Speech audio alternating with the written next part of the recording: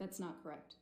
In fact, your report says Ms. Heard demonstrates psychological symptoms of a combined borderline and histrionic personality disorder. Would you agree? Yes, I did say that in also what designation was that? I believe January 18th that report was included. Yes. Okay. And that's what you said at that time, correct? Yes. Okay. I said a little bit more than that as well. You said, and I'll read it, I'll quote it, quote, based on the combined results of my interview with Ms. Heard, behavioral observations, psychometric test data, and review of the available records, Ms. Heard demonstrates psychological symptoms of a combined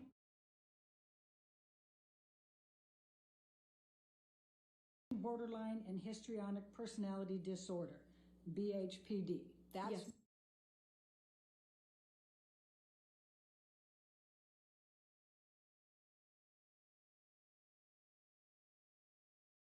What you wrote in your report as one of your conclusions, correct? And that's a DSM-5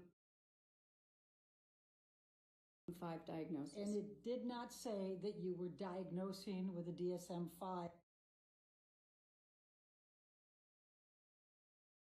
for borderline personality disorder or histrionic personality disorder, did it?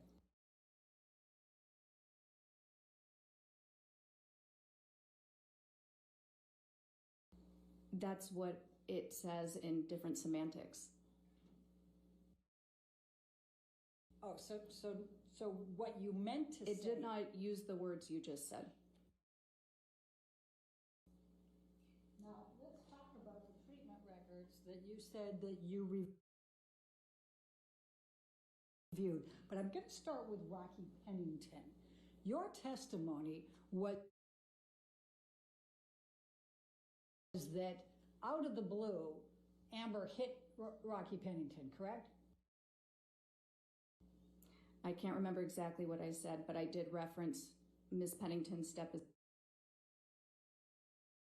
that Ms. Heard struck Ms. Pennington in the face. In fact, Ms. Pennington testified that she hit Ms. Heard, and in response to that, she can't recall, but Ms. Heard either pushed or slapped her, correct?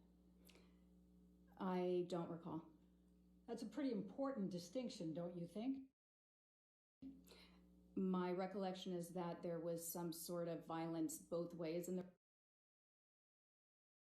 relationship. Either way, it seemed that both of them might have been unstable. I'm only evaluating Ms. Heard. So now we have an evaluation of Rocky Pennington? No, I just said, but that was not relevant to my opinion because I'm only evaluating Ms. Heard. But you testified to that on direct that was a factor, right? Yes.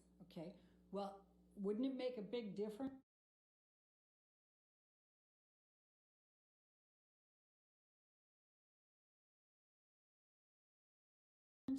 if Amber struck first or just responded back?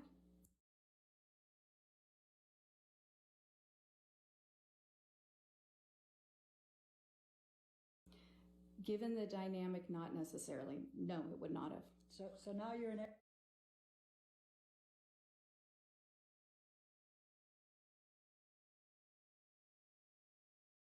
expert on Rocky Pennington and her dynamics with Amber Heard. Objection,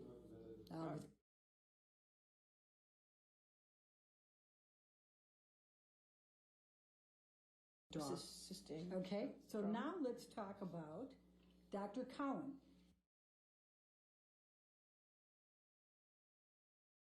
You not only reviewed his treatment records and his text messages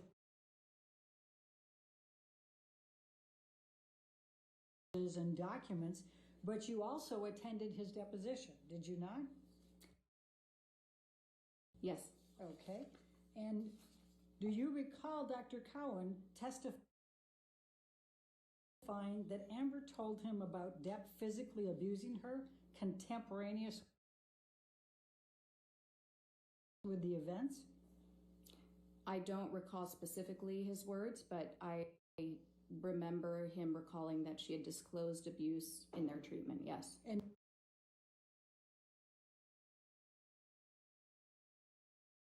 do you recall Dr. Cowan testifying that he received a text message contemporaneous that Johnny did a number on me tonight. I'm safe in my support tonight, but I need some real help. Do you remember him testifying to that? I don't remember the testimony, but I do remember seeing that text message as one of the exhibits. And do you remember Dr. Cowan testifying that on another occasion, Amber sent him a text, Johnny beat me up pretty good last night, end of quote. Again,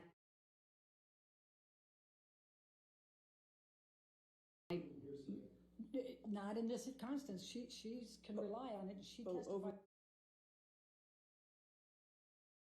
Overruled. Thank you. Thank you, Your Honor. I didn't need to argue that hard, I guess. Do you recall that? Again, I don't recall the testimony, but I do remember that being an exhibit. I've seen it. Do you recall Dr. Cowan testifying that not only did he believe Amber in her reporting of the abuse by Depp, but that she had no ulterior motive? I actually don't recall that. I'm not saying that it didn't occur. Okay. Do you recall Dr. Cowan testifying that he believed the relationship was toxic and he was concerned for Amber's physical well-being?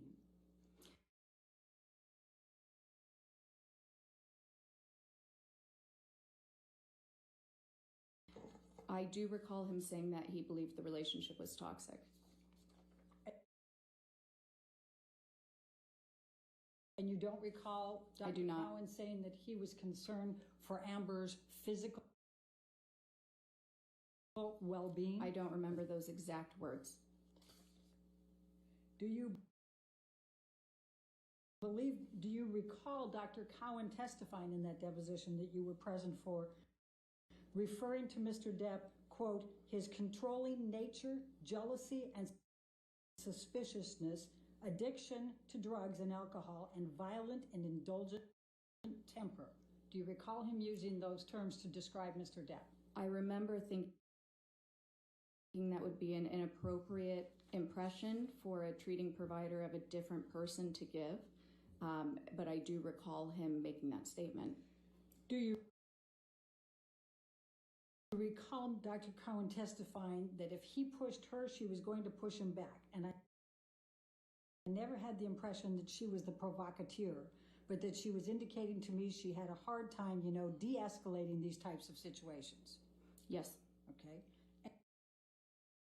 And do you also recall him saying that she didn't say she pushed him, she just said, I got right back up?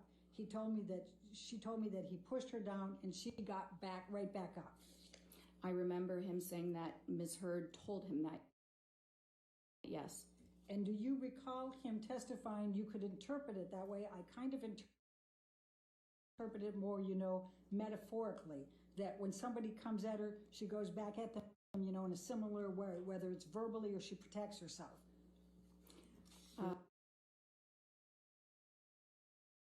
All that.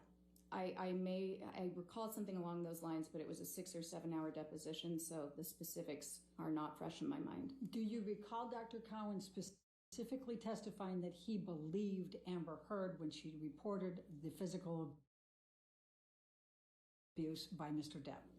I recall him saying that and following it up with a statement that you have to take the patient at their word when you're the therapist. You recall that? Yes. Do you recall him saying that he believed her? That he found her believable? Yes, that he found her believable. Okay. Now, you also testified about Amy Banks. Do you recall that? Yes. And before we go there, Dr. Cowan has been a clinical psychologist for 40 years, correct? I'm not sure. Okay, well, he testified to that, didn't he, in the deposition? I don't recall. And he also saw Amber Heard for over 2 years, correct? Yes. From 2014, approximately August 2014 to 2000 through 2016, correct? Yes, he did. For a period of time, would you agree? Okay. And he also testified that he did not diagnose Amber with borderline personality disorder. Do you recall that testimony?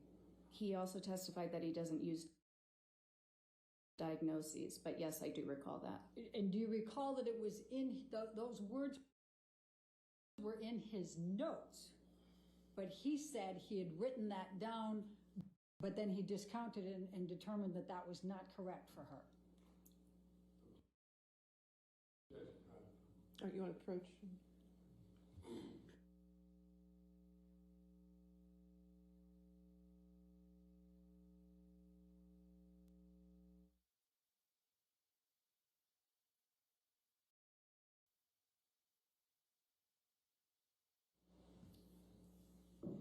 All right, now let's jump to Amy Banks. Dr. Banks is a psychiatrist, correct? Correct? Yes. And in fact, she went to medical school at Georgetown and she did her psychiatric training at Harvard Medical School, correct? I believe that's correct. I don't recall 100%. All right, and she was a psychiatrist in Massachusetts that Amber Heard had reached out to after the Australia incident to try to help her relationship with Mr. Depp, correct? Let me back up. You attended Dr. Banks' deposition as well, did you not? Yes, I did. And Dr. Banks testified to that, correct? I don't remember if she testified to that. I don't have the notes right in front of me or the deposition transcript. All right. Do you recall Dr. Banks testifying that she understood that Amber was in a relationship with Johnny Depp that had gotten violent and out of control? I don't recall specifically, no. Do you recall Amy Banks testifying that they had physical altercations and his drug use had escalated and Amber felt she was at risk? I don't recall. Do you recall Amy Banks testifying that Amber was reporting the violence by Mr. Depp and it was not consensual? I recall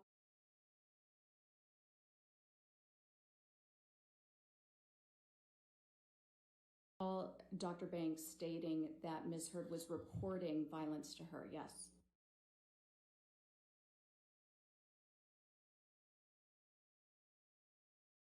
I do not recall a statement about consent. Do you recall Dr. Banks testifying that there was discussion about Mr. Depp cutting off his finger and she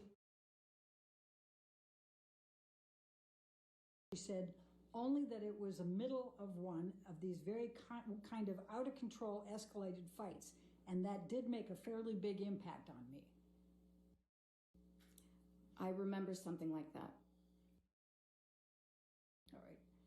And do you recall that Dr. Banks saying it was a whole other level? As I remember it told to me, he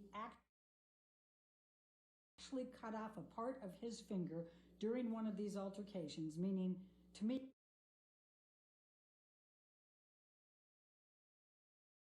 the way I digested that, if you will, was that things had gotten particularly out of control.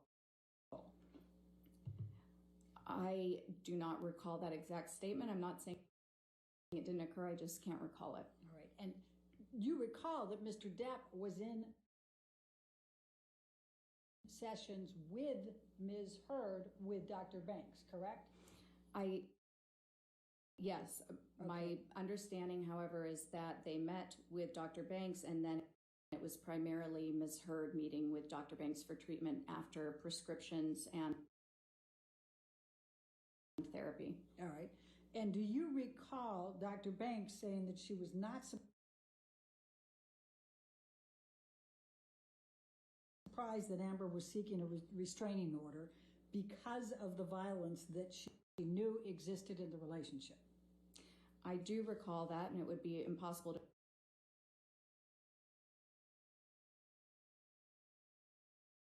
know that violence exists as a treating therapist or as a psychologist. Again,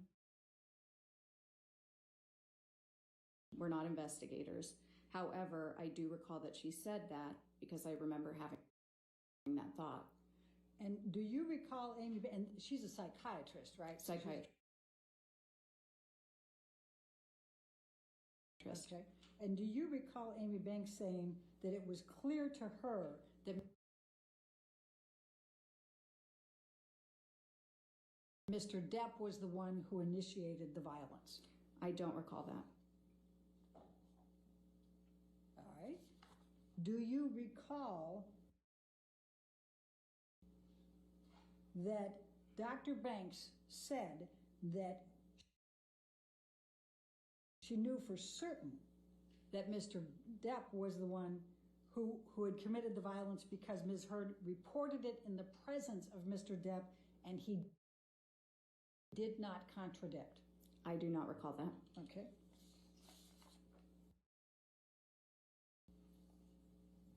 And do you recall that Dr. Banks ultimately concluded that it was her belief that Amber was a victim of domestic violence at the hands of Mr. Depp?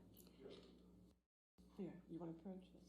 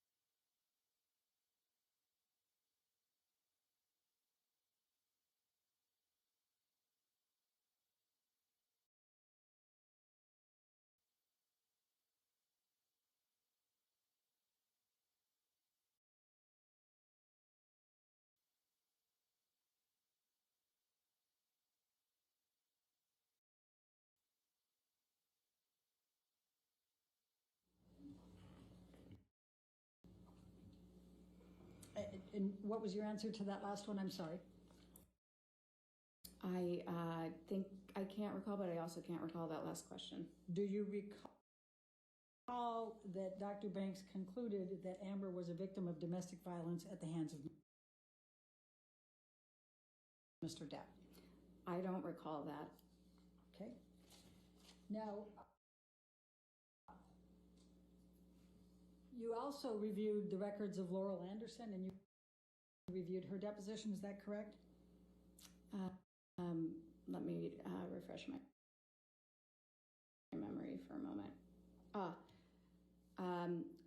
I reviewed Dr. Anderson's deposition, yes. Okay, and do you recall that she reported that Amber Heard had reported physical violence by Mr. Depp to her?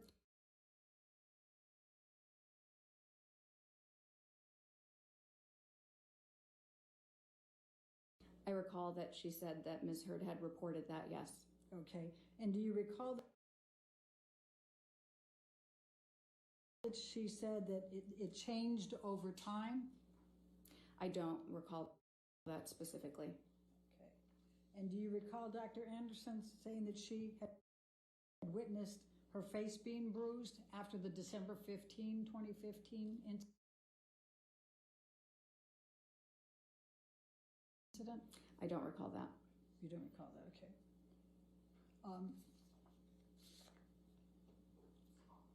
And do you recall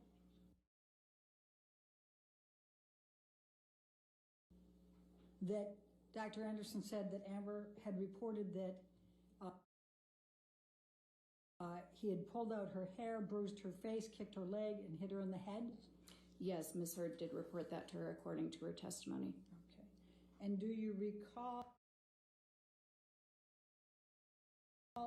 that Amber Heard said that Mr. Depp was scaring her?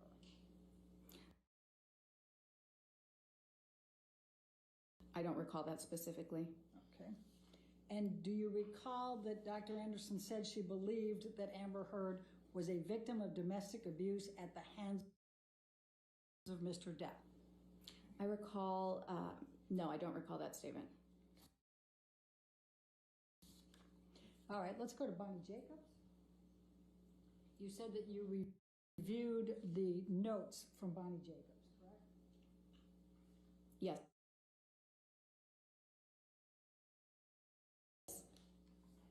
And what you testified to was that you discounted these because the first notes from Bonnie Jacobs indicated that she already had all of these symptoms, correct? I'm sorry, I don't understand what you're saying. I discounted. Tell me why you discounted Bonnie Jacobs' notes. I did not discount Bonnie Jacobs' notes. You said that Bonnie Jacobs, in her notes, had already determined that these symptoms were present for Amber Heard before the relationship with Mr. Depp, did you not? What I recall saying was that within Dr. Jacobs' notes, she's documented instances in which Ms. Heard reported to her over the course of therapy that she was experiencing nightmares, recurrent nightmares, in fact, about childhood abuse. Okay. Now, the very first entry on Bonnie Jacobs' notes, and these are the notes, right? Do you recognize these? I do, and we Okay. received more sort of at the tail end just a couple months ago. All right, so the first of Bonnie Jacobs' notes is on 10/17/2011. Do you recall that? I don't recall the exact date. I don't have anything in front of me. And Amber Heard was already in the relationship with Johnny Depp at this point, was she not? I believe she was, yes. Okay. And in Bonnie Jacobs' notes, she documents. However, go ahead. She documents multiple occasions that Amber Heard reports to her physical violence upon her by Mr. Depp, does she not? There are several notes that indicate that Ms. Heard has reported violence by Mr. Depp, yes. Many, correct? I wouldn't qualify it as many. I'm not sure what you mean by many. How many would you say? I don't know. I don't have the notes in front of me. Okay, well, what do you recall in deciding to make your opinions in this case? Well, I'm confused about the dates because I know that Dr. Jacobs treated Ms. Heard even while she was in her prior relationship, leaving her prior relationship with her last wife. Dr. Curry, I'm not going to ask you to try to bring in extraneous things. I'm asking you what you recall of these But notes. the dates would have been different based on that alone. Okay. And I recall that there was quite a bit of information because these were copious notes spanning back in time from her relationship with Tasha. So Dr. Curry, please answer my question. How many occasions do you recall I don't know. Dr. Jacobs documenting Amber reporting physical abuse? I don't know.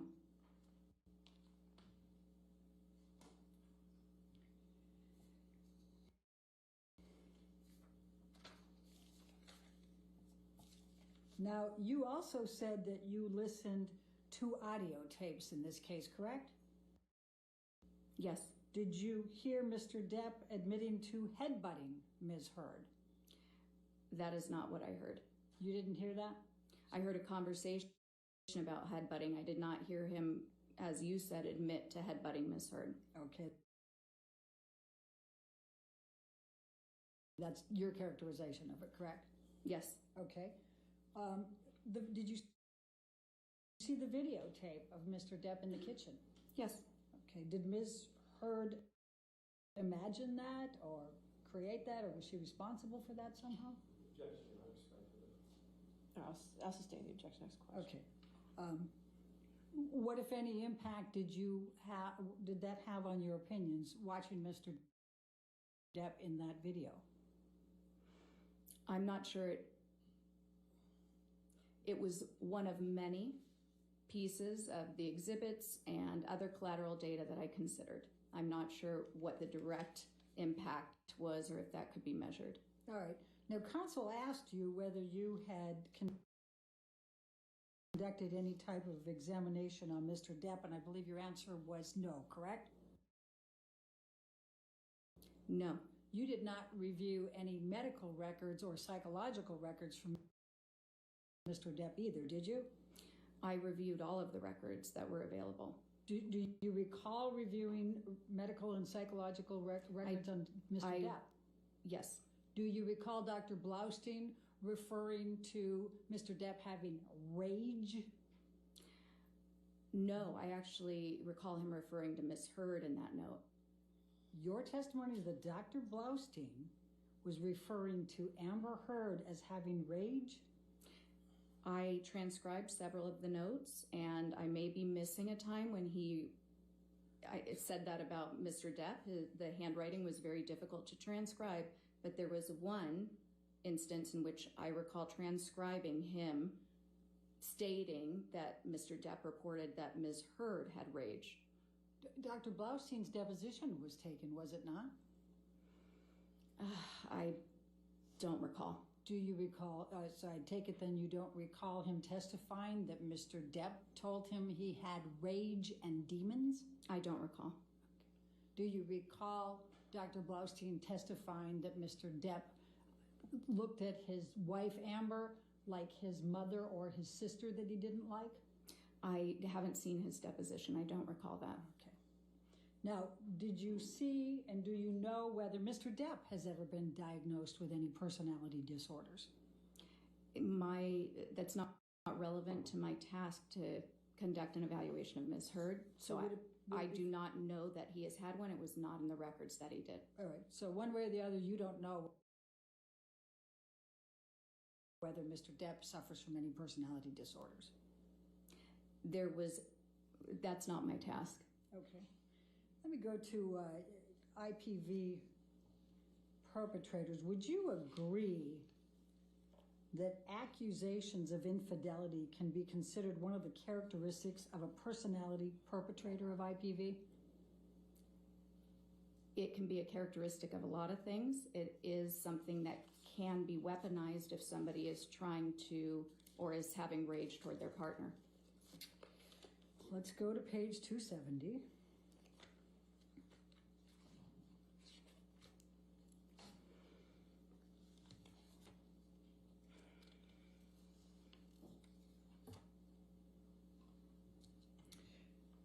Line 3, my question was, are accusations of infidelity considered one of the characteristics of a perpetrator, a personality perpetrator of IPV?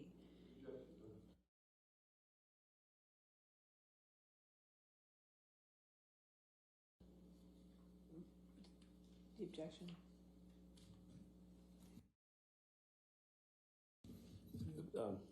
The question is vague and ultimately ambiguous. I don't understand the objection. I'll overrule the objection. Okay. And your answer under oath Can at you that remind time? me of the page? I thought Page 270. Line 3 was where my question was. Okay. And your answer is at line 8. You said it can be, correct? Mhm. Yes. Okay. And interrogating your partner about unfounded accusations of infidelity can be abusive. Would you agree? It can be if they're unfounded, yes. Okay. And psychological consequences for a victim of IPV can include diminished self-esteem, correct? Yes. Depressed mood, Yes. anxiety, Yes. fearfulness, Certainly. diminished self-agency, Yes. feeling powerless, Yes. loss of sleep. Yes. An IPV is a traumatic stressor, would you agree? It is. All right. An IPV is capable of resulting in PTSD, is it not? It is. Okay. An IPV is capable of resulting in other trauma-based disorders, correct? Yes. Okay.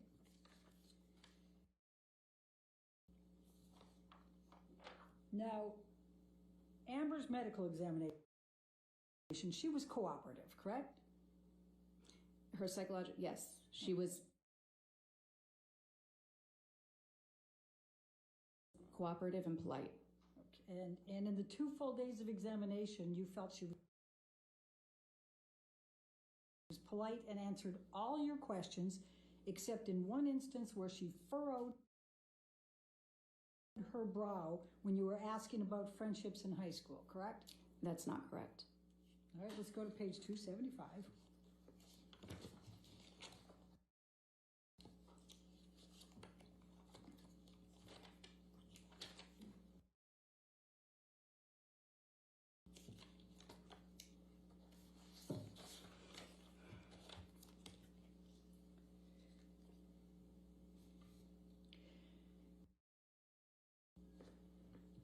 So we start on 274 with the, was she polite? You said yes. Was she cooperative? Yes. Did she answer your questions? For the most part, yes. This is, now we're on page 275, lines 4 and 5. And then my question was, did she at any time become combative or unfriendly with you or angry?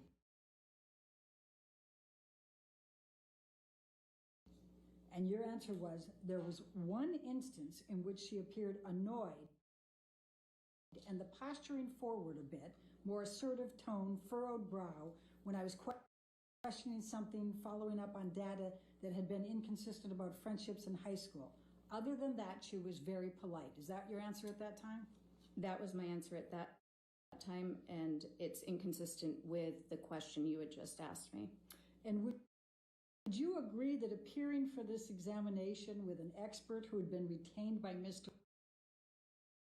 Depp more than a year earlier might be a little stressful? Yes. Okay. And in fact, not only had you been retained by Mr. Depp, but what had been communicated by Mr. Depp's team was that you had called Amber Heard a liar and a perpetrator of abuse, correct? First of all, I'd like to clarify that I was not retained by Mr. Depp. I was retained by Mr. Depp's counsel. And what I can say that, yes, any examinee in a forensic context, you would consider that they're probably stressed. All right. Would you agree that all perpetrators of IPV have anger management issues? Yes. And a large portion of IPV perpetrators have substance abuse issues. It's one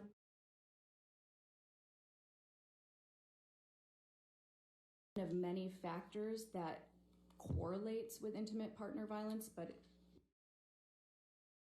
there are certainly many people who perpetuate intimate partner violence who do not have substance abuse issues. All right, let's go to 131, line 17.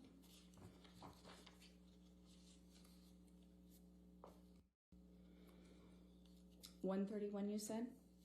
Yes, line 12 is what I have here.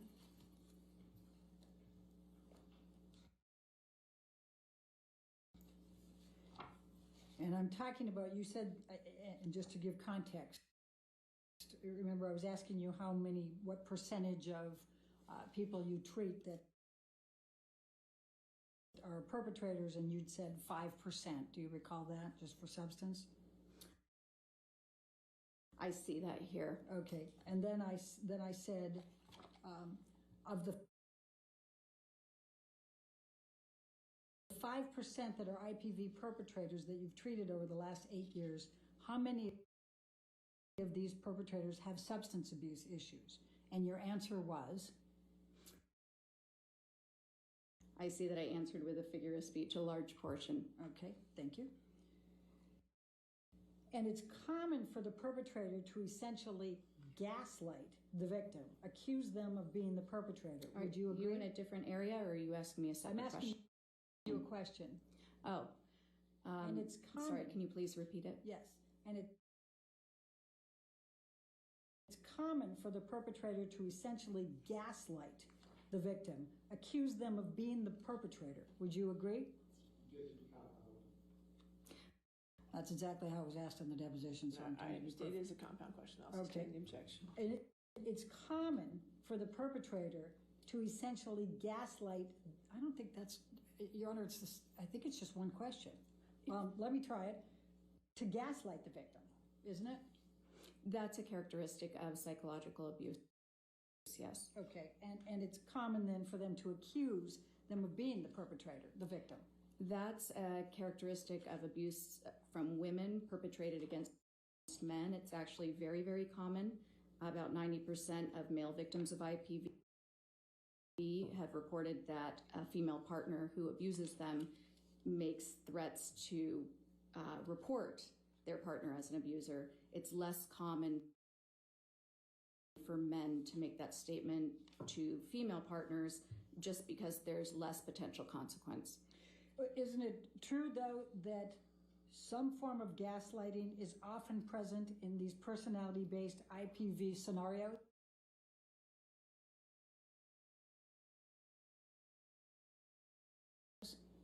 Yes. Okay. And it's distressing for the victim to be accused, is it not? Absolutely. It causes them a lot of fear? Certainly.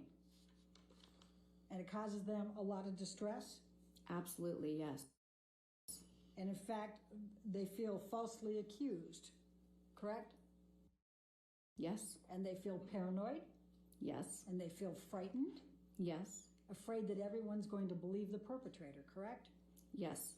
And in fact, they're afraid they're going to lose their security, correct?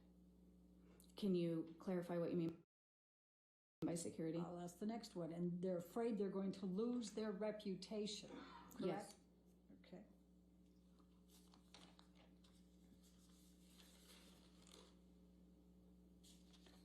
Now let's talk about the testing for a moment. You talked about the MMPI-2, but that's not the most recent MMPI, is it? No, it's the most researched. Okay. Now, you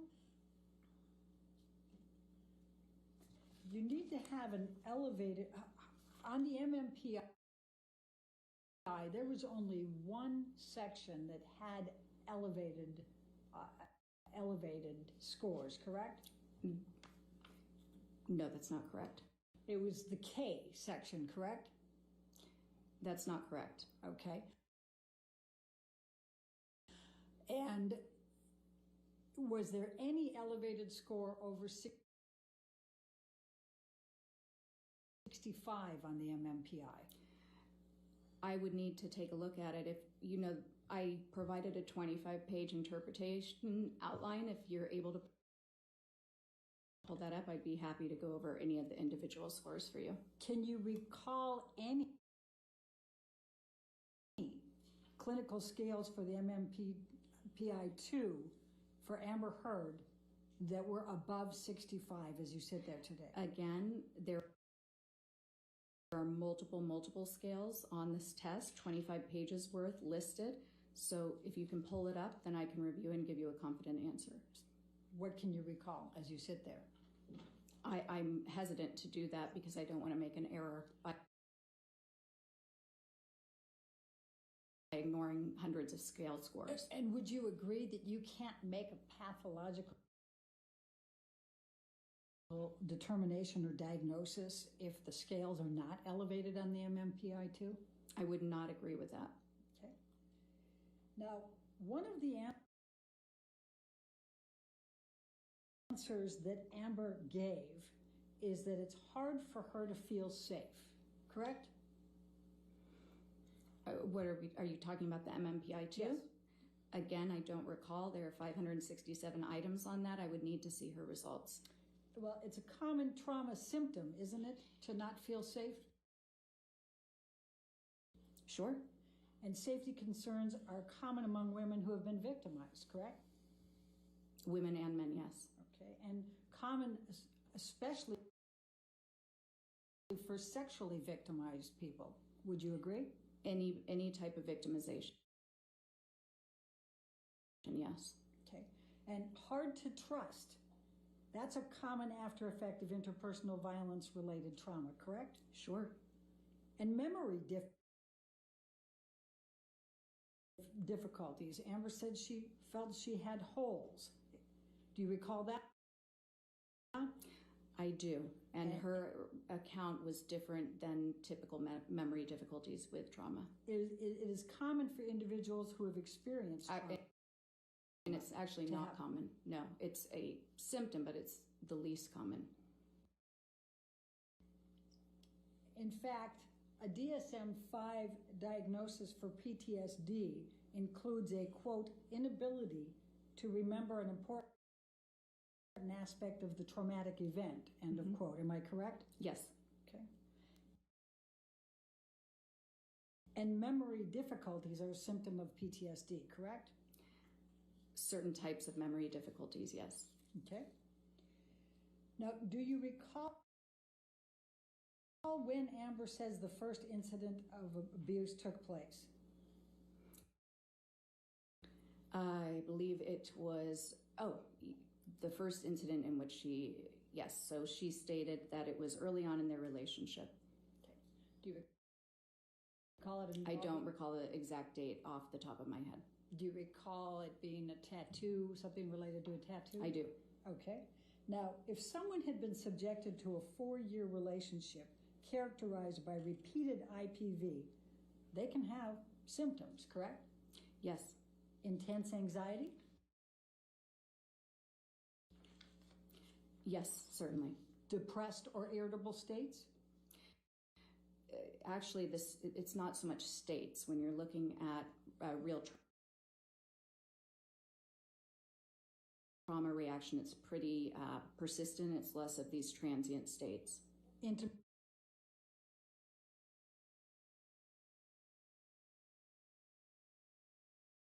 problems? Yes. Relationship difficulties? Yes. And these are symptoms you're also attributing to the personality disorder, correct?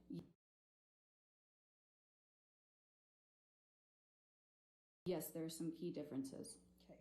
Now let's talk for a moment specifically about a couple of the profiles on the MMPI. This is not an exaggerated profile for her, is it? No, actually, that was something unique when she completed objective broadband measures where the questions, you don't know what the questions are getting at. They seem completely random. She raised scores that indicated that she was trying to minimize any mental issues and appear completely free of pathology. When she took tests that asked questions that were specific to trauma, that's when you'd see these extreme exaggerations. All right, let's go to page 337.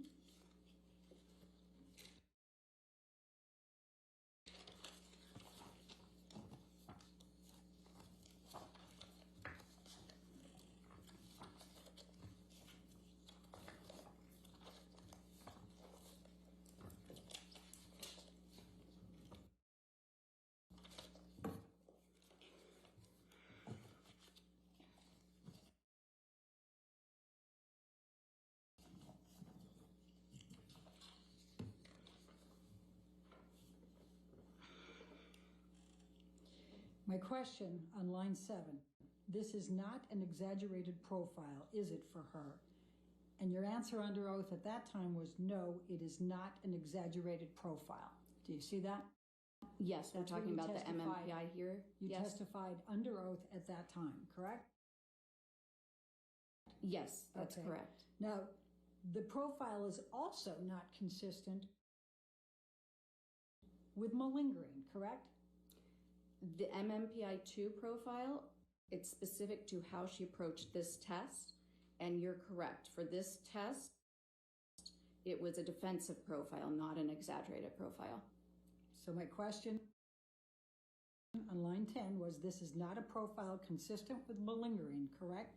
And your answer under oath at that time was correct. On this test, it is not consistent with malingering, period, right? Yes. That was your full answer. Okay. Now, is it your testimony under oath today that you have not been asked to testify concerning Ms. Heard's behavior in the context of her relationship with Mr. Depp, including any abuse? That's correct. Okay. And you have not made any determinations, including any of opinions that Ms. Heard abused Mr. Depp or Mr. Depp abused Ms. Heard, correct? Correct. That's outside of the scope of psychology. Okay. And you cannot testify whether Amber Heard suffered any emotional distress as a result of any of the defamatory comments that she has alleged Mr. Waldman made through Mr. Depp made through Mr. Waldman, correct? What I can testify is that there was no indication of a decline in psychological functioning showing any injury since she's been with Mr. Depp. You cannot testify one way or the other on that, correct? Your Honor, may we approach? Okay.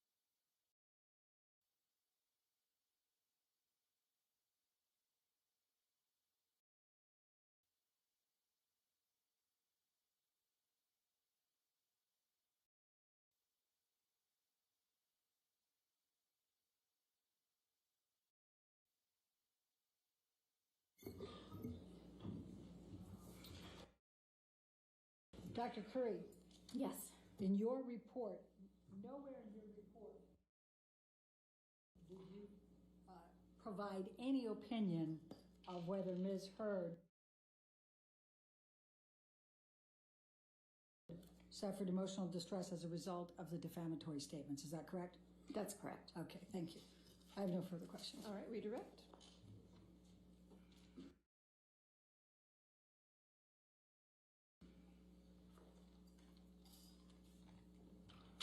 Dr. Kerr, you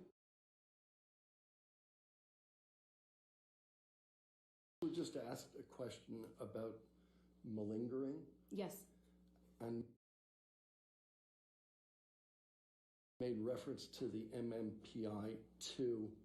Is there another test that you did to make a determination with respect to malingering? Yes. So I also,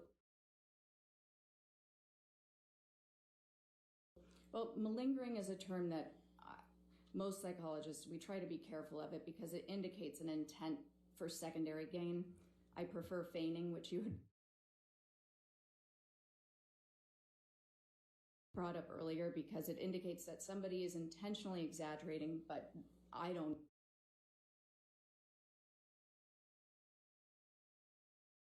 know necessarily why. So I think that's a more accurate term in general.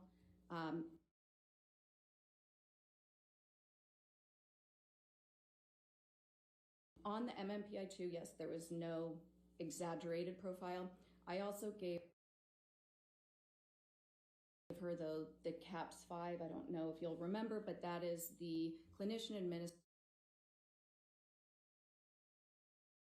PTSD scale consistent with the DSM-5. And on that, there were signs of gross exaggeration. I also looked at the test results that were provided by Dr. Hughes, and on an objective test of trauma, there is a scale specific to intentional exaggeration on that test, and Ms. Heard was in the 98th percentile, meaning that she is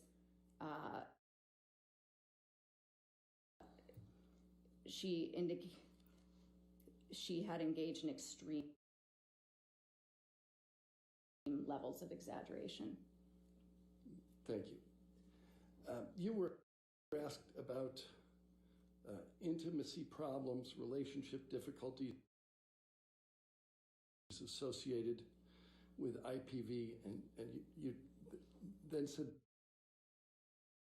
there were some key differences. Yes. What are those? So what you see when we're talking about the personality disorders is there is a very consistent pattern of the aggression, the violence, the irritability. First of all, it's escalated. But second of all, it occurs when there is either, for the borderline component, a threat of abandonment, a perceived slight, feeling like the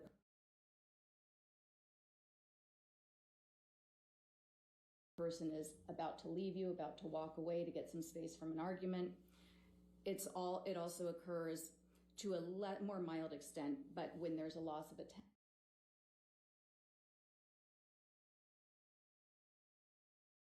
attention and a need to manipulate to try to get that attention back. But it's not when somebody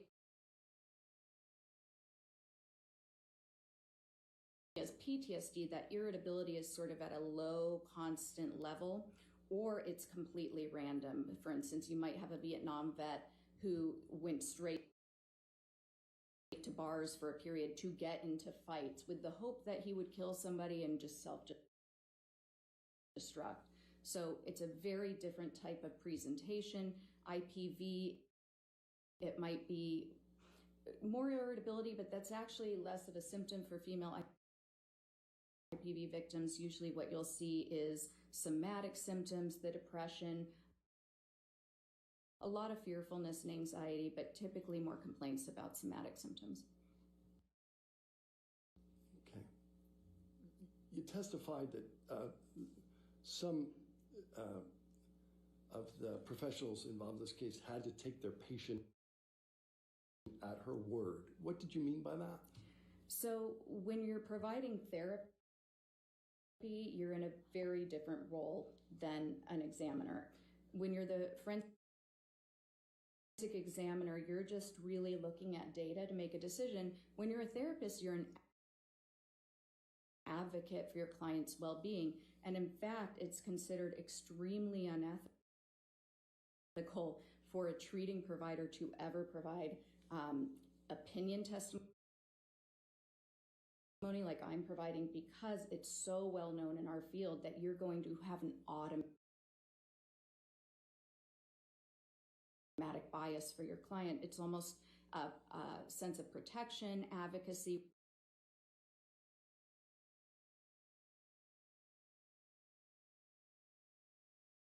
Wanting their best, which is why we also know that it's very inappropriate to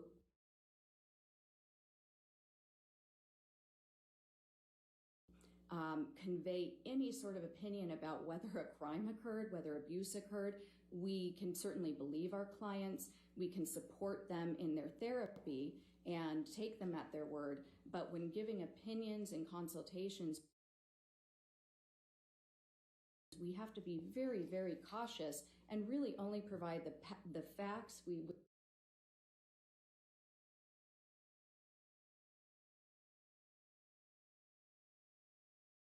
state things in terms of, my client did report this. I saw that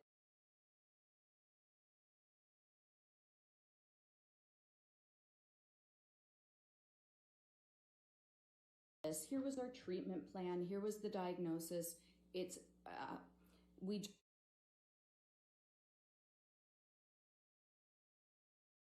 we're taught, we're trained to stay away from making any sort of opinions, understanding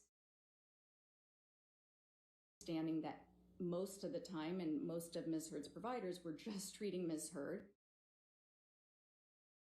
They had never so much as done an initial interview with Mr. Depp and gotten his whole life story or his symptoms or his side of any of it.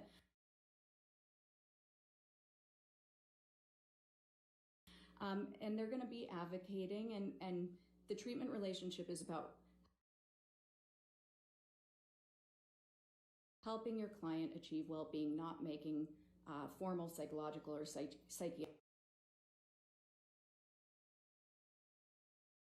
opinions. So you're asked a question about a series of doctors. Dr. Cohen, treating physician? Yes, he was a psychologist. Yeah. Dr. Banks,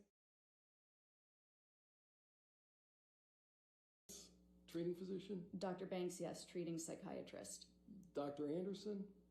Yes, treating psychologist. Every one of them had to take amber worded.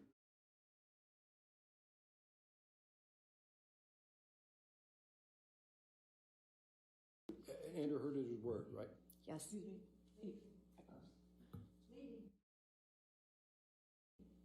Oh, overruled on that. Thank you. No further questions. All right. Is this witness subject? Yes, sorry. Is this witness subject to recall? Oh, yeah, for rebuttal. All right. Since you're subject to recall, Dr. Curry, please do not discuss your testimony with anybody, and please do not watch anything of this trial, okay? All right, Got thank it. you. Thank you. You can stay there for a moment. Okay. All right, ladies and gentlemen, we'll go ahead and take our afternoon recess for 15 minutes. Do not do any outside research and don't talk to anybody, okay?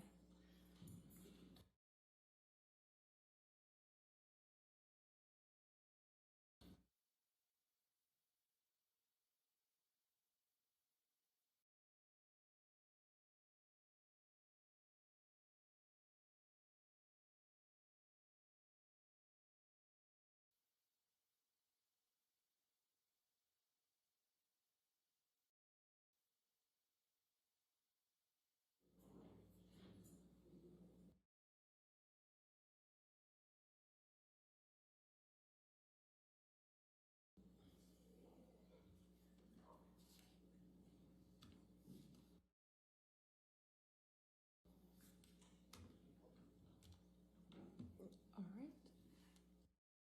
Let's go ahead and take our recess till 3:20. Your next witness is by deposition, is that correct? We will get you all set up then. All right, thank you.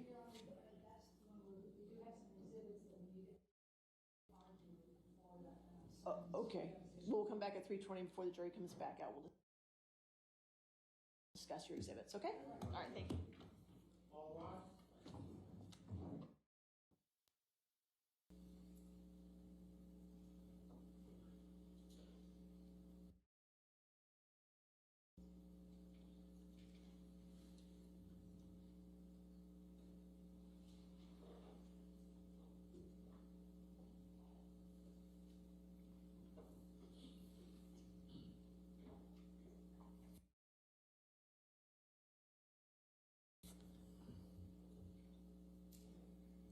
All right, thank you. Your next witness? We call Officer Melissa Sines by deposition designation. All right. And just so the jury is aware, for the first hour or so, what you'll hear is questioning by Ms. Heard's counsel. It will then shift to questioning by Mr. Depp's counsel. All right, thank you.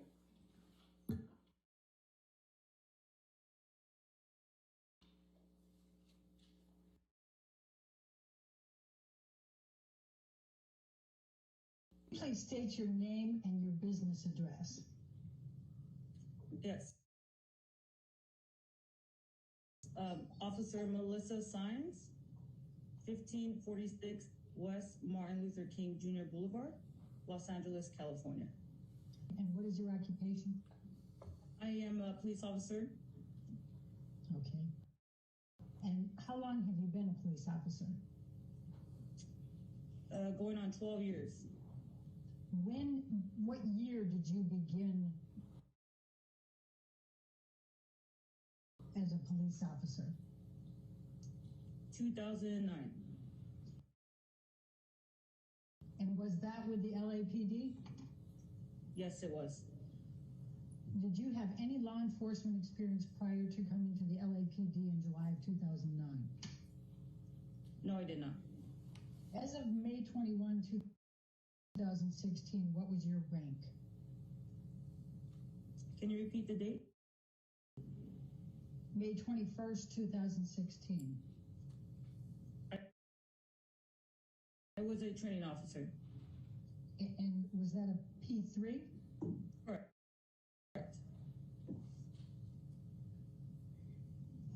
And as a training officer, were you considered a field training officer? Correct. And for how long a period of time had you been a training officer as of May 21, 2016? Approximately, I believe, 4 months. And who was the first officer you trained once you became a training officer at the LAPD? I don't recall. When did you start training Officer Haddon? I don't recall the exact month. Do you have an approximate? If the incident was in May, then it's going to be within 2 months of May, before or after. So are you suggesting that you may not have started training Officer Haddon until 2 months after the May 21, 2016 incident, so he wasn't there? No, I'm not. Was it 2 months or less from the time you started training Officer Haddon before the May 21, 2016 incident? Yes, so I have a probationer for 2 months. So May could have been the second month I had him or the first month I had him. But you don't recall, as you sit here today, how long you had been training Officer Haddon as of the May 21st, 2016 incident? Correct. What does Central Division include? It encompassed downtown Los Angeles. In May of 2016, what shift were you on? I was working nights. And what would the night shift entail? What was the time from when to when? It is approximately 6:45 p.m. to 6:45 a.m. And how many days a week would you work the shift? Usually 3 days a week. Typically, what was the range of the number of units that were working on your shift in May 2016 in Central Division? I don't recall. I mean, are we talking less than 5, more than 10, more than 25? There would be at least 5 units. How high over that, I wouldn't know that. Every night is different. The city pulls from different divisions if there's special events going on. So it's constantly changing. Okay. But it's usually at least 5 and maybe somewhere between 5 and 10 if there's not a special event? Would that be a fair estimate?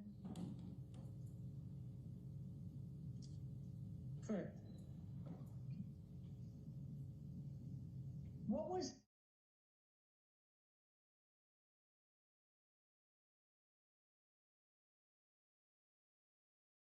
the process for checking out equipment in May 2016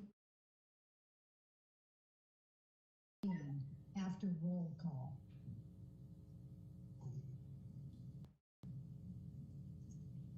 We would walk to the window and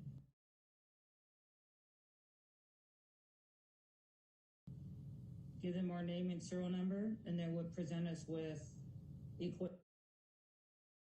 for the shift. And what equipment were you given in May 2016 after roll call? I don't recall. You don't recall any of the equipment you checked out in May of 2016 after roll call? I don't remember that specific day that I checked out equipment. I can tell you what I typically check out, if that's what you'd like. All right, let's start there.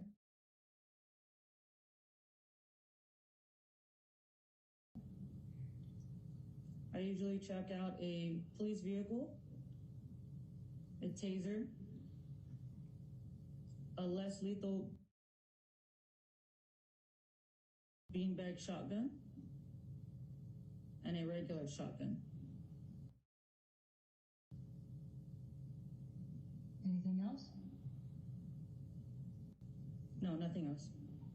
Do you check out body-worn video equipment? Yes, if you were trained in body-worn video, then yes, you would check that out.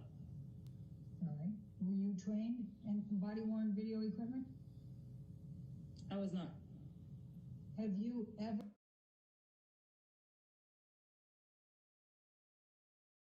been assigned body-worn video equipment? Yes, I have. When? I don't remember the specific date. What is your best estimate?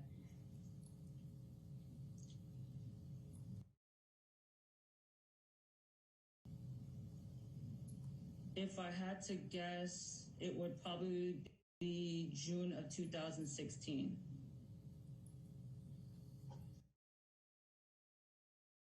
Why do you think it was June of 2016 that you first were assigned body-worn video equipment?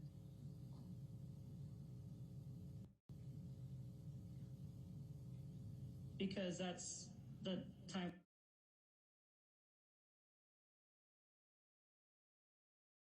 frame that I remember having to use it. It was new to me. I never used body-worn before. When did the LAPD start issuing body-worn equipment for Central Division?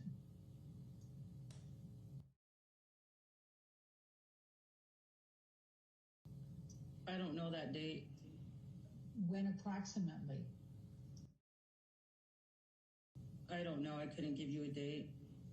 Can you name any other officer that did not have body-worn equipment that was on your shift at any time between November 2015 and June 2016? Other than you? I cannot. Have you had more than one body-worn video equipment? Body-worn camera, is that what you're asking? Yes. I have had two. One in Central Division, and now a new one at Southwest Division, where I currently am. The camera stays at their respective divisions. While you were at Central Division, did you ever get assigned more than one body-worn video camera? Not to my knowledge. So to the best of your knowledge, you had the same body-worn video camera throughout the time that you were at Central Division, is that correct? Correct. Do you have a recollection of at any time while you were at Central Division, your body-worn video camera not working so you couldn't turn it on during an incident? I do not recall that. What tools were available to you in May of 2016 for investigating calls, answering and investigating calls? Can you specify what you mean by tools? Well, did you have a notebook, for example? Yes, we carry field officers' notebooks. Okay. And did you have your own field officer notebook? Yes. Can you describe what your field officer notebook looked like in May of 2016? It's a small, just paper pad that we keep in our pockets to write on.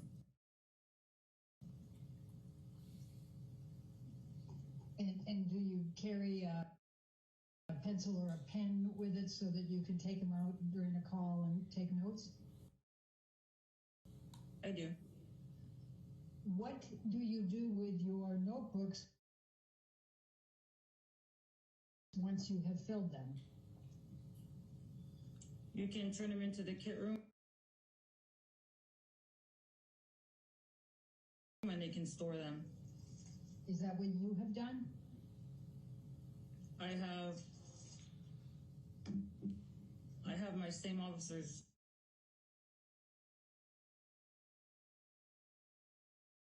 field officer's notebook in my locker.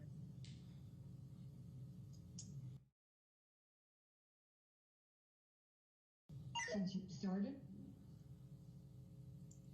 No, I've had several different ones, but I usually keep them in my locker. So, for the field officer's notebook that you had in May of 2016, that would be in your locker? It should be, yes. How many field officer notebooks have you filled since you've been a police officer?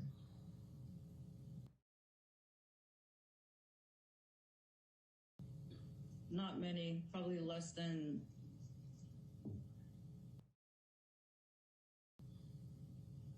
five. And do you recall roughly how many pages are in each field officer notebook? No, I don't recall. Did you have access to DART? I don't recall what hours they worked at Central Division. And what did DART stand for? I don't know the specific acronym, but I know it's the domestic violence card. Did you also have access to types of reports, incident reports, various forms, diagrams, things of that nature in case you needed them? Yes, I did. And where were those kept while you were on a shift?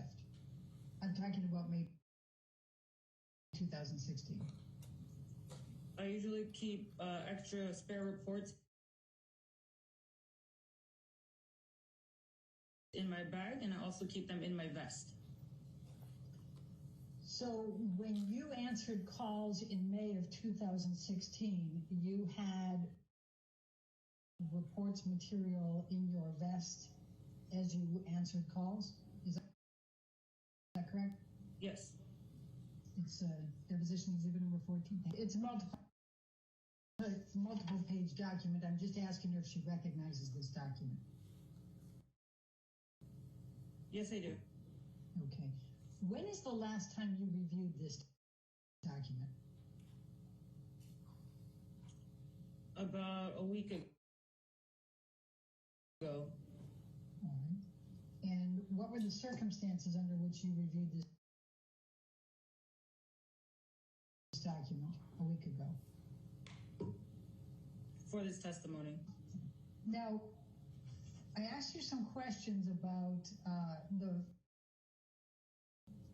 body-worn video. Are you aware of anyone, any other officer being assigned your body-worn video under your serial number? I'm not aware. Is there any chance that you could be mistaken about when you were assigned body-worn video? No, there's not.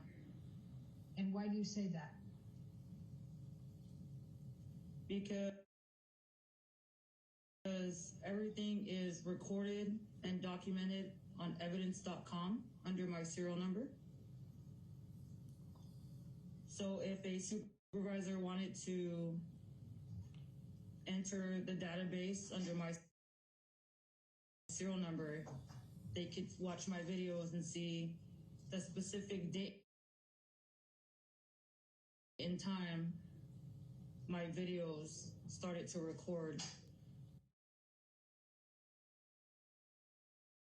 and when the date of my last video was to this date. All right, and did you go back and look to see what date you started? I did. What was the date that you were assigned body-worn video equipment in Central Division? So the first day that I took out body-worn video was June 16th of 2016. I'm going to show you this second page of what has been marked as deposition exhibit number 1. It has you summoned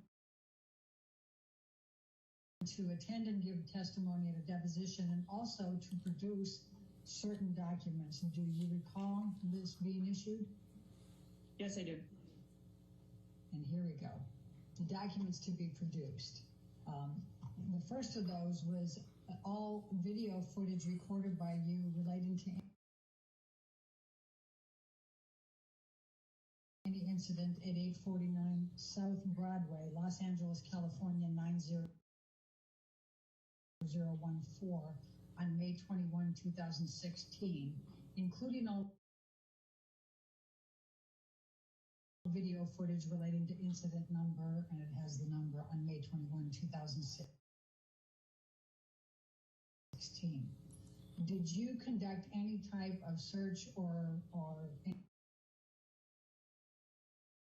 any kind of effort to see if you had any video footage on May 21, 2016 relating to this incident?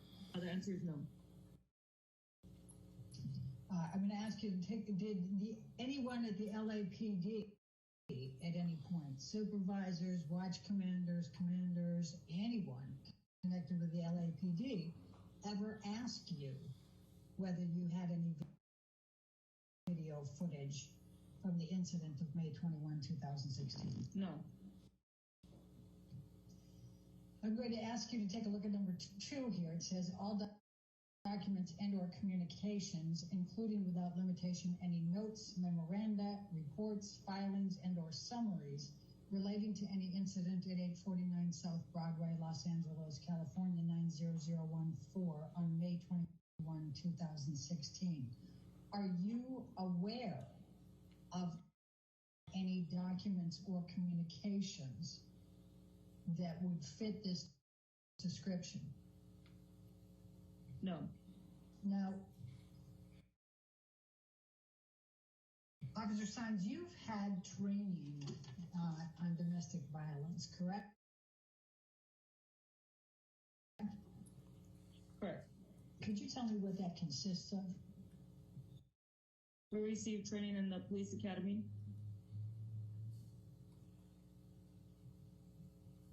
Anywhere else? Did you have any other type of domestic violence training other than when you were in the police academy? Other than my experience in the field dealing with domestic violence, no, not that I can recall.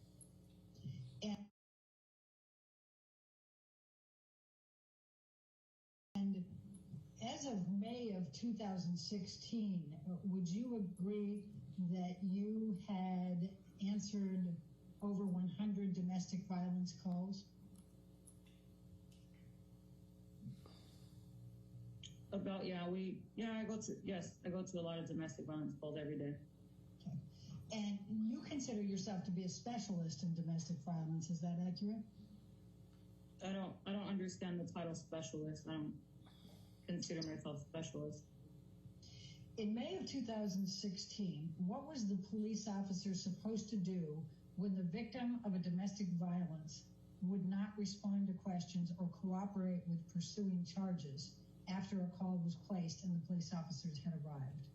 If an individual is uncooperative, we are to check the location to make sure that the suspect is in hiding for the safety of the potential victim, and offer a business card if they decide to speak to us later. In May of 2016, was it your understanding that if you saw evidence of injury or property damage in disarray, that you were to file a report even if the victim was not cooperating? Correct. I'm going to show you what is marked as exhibit number 8, and this is something that was dated November 24, 2018. It's to all department personnel from the Chief of Police, Domestic Violence Supplemental Report Form. And it starts out with the Domestic Violence Supplement Report Form, and it has the number of it, has been revised to provide a more concise picture of the history and needs of the victim for the purpose of investigating the crime of domestic violence. Was this a document that you recall receiving at some point? Yes. Okay. And do you understand, do you have any understanding of why this was supplemented in November 24, 2014? I do not. I'm going to ask you, officer, to take a look at what has been marked as exhibit number 9, and it's called Los Angeles Police Department Domestic Violence Supplemental Report. Do you recognize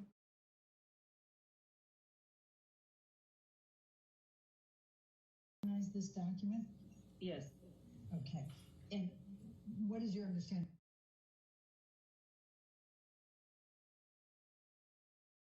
of what this document is? It's a supplemental document that we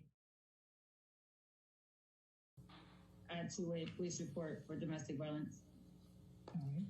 And is this one of the reports that you would carry in your vest when you answered calls? Yes. I'm going to ask you to take a look, if you can, at the very left-hand column, where it has a number of different categories here, and it has victim shaking, unresponsive, crying, scared, angry, fearful, of why these are included on this supplemental domestic violence report.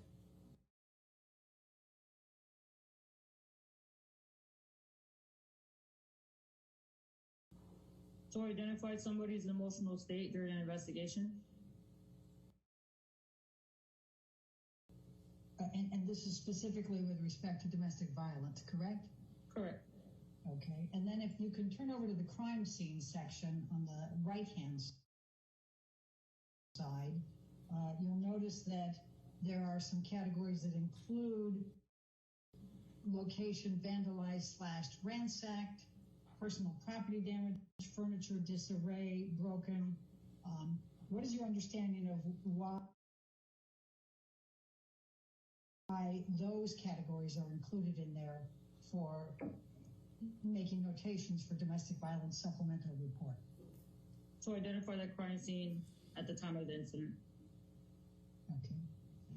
And was it your understanding that these items that they have on here may be significant in assisting in determining whether there was in fact domestic violence and improving the case?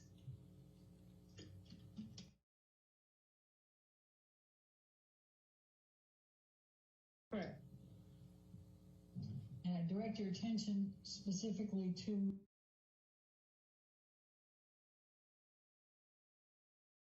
the evidence section. And it indicates witnesses present during domestic violence, statements taken, evidence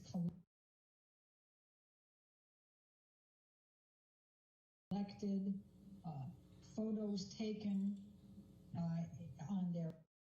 What is your understanding of the significance of this collecting this information?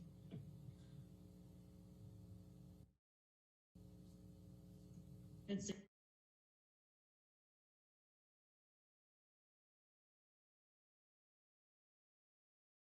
significant to tell a story about what happened at the domestic violence incident.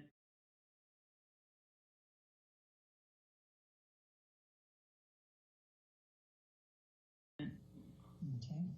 And then if we can scroll down a little bit further to additional questions, there's a series of those, including has suspect threatened to kill you? Do they possess firearms? Have they ever attempted to smother, strangle, or suffocate you? And things of that nature. What is your understanding of why you're supposed to ask those questions?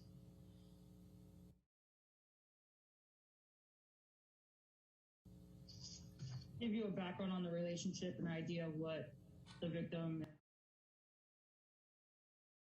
and the suspect have been through. Okay, thank you. Just let me ask you the question, Officer Sines. You did not fill out that supplemental report when you responded on May 16, 2020, May 21, 2016 to the Broadway call, correct, with Amber Heard? Correct, it did not meet criteria.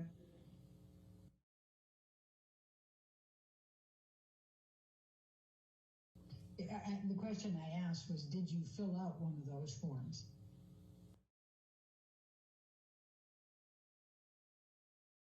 No, I did not. I did not meet criteria. Officer Sines, I'm going to ask you to take a look at what has been marked as exhibit number 10, and if I can direct your attention to the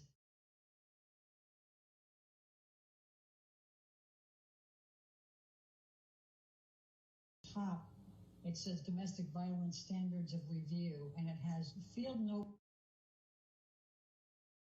divider domestic violence laws, LAPD form number 18.30.02. Are you familiar with that? Yes. It has case preparation. It says,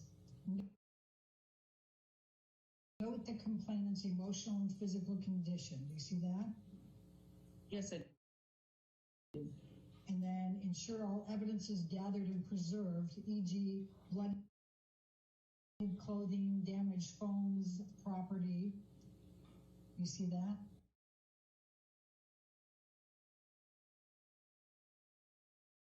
Yes, I do. And it also says ensure photographs are taken of injuries or lack of injury to complainant and accused, and then suggest both a day or two after. What is your understanding of the reasons for collecting this evidence? Because these are fruits of a crime. I'm sorry, I didn't. Because these are fruits of a crime. If there's a crime, this is important to prove that a crime was committed. And what do you mean by fruits of a crime? If we're talking domestic violence, the location would be evidence. So if there's, a house is ransacked, then that should be noted in the report. That would be considered evidence. All right, and then we're going to go to the second page here. And it has, ensure photographs are taken of scene and damaged property, e.g. broken furniture, holes in wall, damaged phone card, evidence of alcohol consumption, general disarray. Do you see that? Yes, I do. And what is your understanding of why that would be important? Same thing, proof of a crime. Okay. And then it also says canvass location and interview all witnesses, including children, fresh complaint witnesses, neighbors, and local law enforcement. Do you see that? Yes, I do. And what would be the reason for canvassing the location and interviewing all witnesses? That would be further evidence. All right. And what is your understanding of what fresh complaint means? I couldn't tell you. Okay. And then if we go down a little bit further, it also has complainant questions.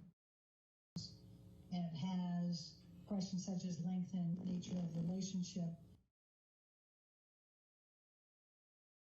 but also prior incidents of domestic violence reported and unreported, and what form of violence or abuse has taken. Do you see that? Yes, I do. And what is your understanding of why that would be important? Because it gives us an idea and background of the relationship. Okay. And then we go to the next page.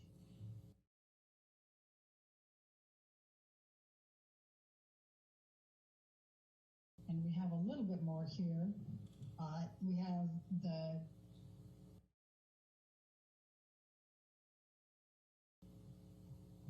not too far.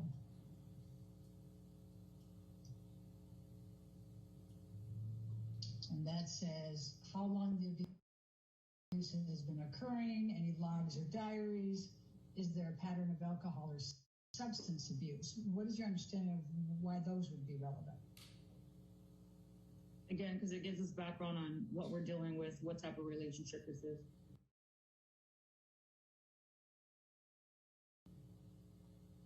And may help with the proof of the crime? Correct. Okay. And then we have identify the person who first saw the complainant after the incident, and it says in parentheses, fresh complaint witness. So I'm kind of guessing that must be the definition. But why would it be important to interview or identify the person who first saw the complainant after the incident? They probably have the best recollection. Okay. And also has identify the person with whom the complainant first spoke about the incident. Fresh complaint witness. What is your understanding of why that would be important? Same thing, the best recollection. Okay. And then we have what have neighbors seen or heard. Why would that be important? Because it would prove to us that there was an incident if there was other people with the same story as the victim. Okay. And then we also have, did witness observe how physical injury occurred? Why would that be important? Because that would tell us that there was a crime, that somebody got injured. Okay. And then we have statements by the complainant and or accused after the incident. Why would that be important? Because we're getting our story from the complainant, so what they say is everything with the crime. All right, let's look at 12 for a moment. This is exhibit number 12. It's Office of the Chief of Police, April 9, 2002. And it's a domestic violence victims memo. And it says, purpose, the department is legislatively mandated to provide specific information to victims of domestic violence crimes. And then they go in to describe that. What is your understanding of, well, let me go a little bit further because I'm going to try to move through this a little bit quicker. So it says, to mitigate this issue, the department has begun to use the Victim Information Notification Every Day, VINE, pamphlet.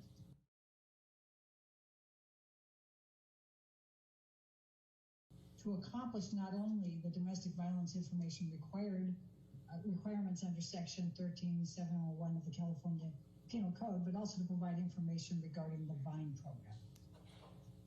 Did you have a copy of that pamphlet? Was that something that was given to you?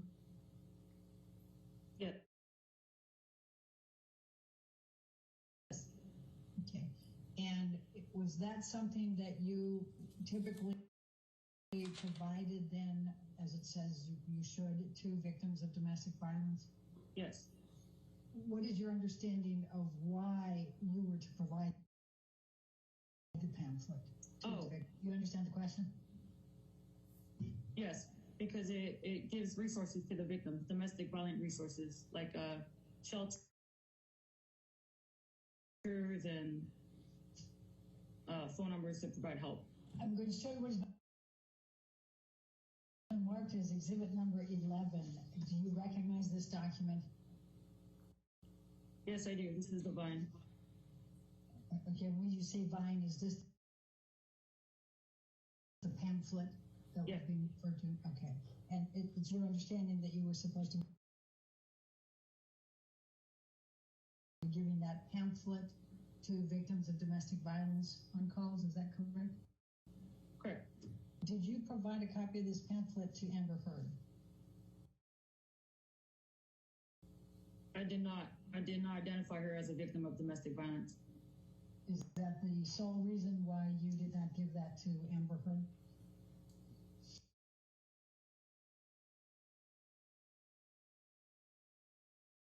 Yes, we want to give them to victims of domestic violence. I'm going to ask you to take a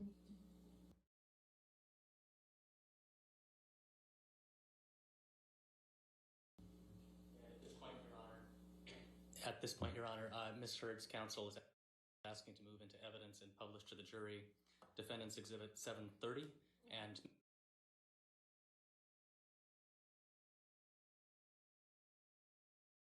Mr. Depp has no objection. All right, 730 in evidence and can be published.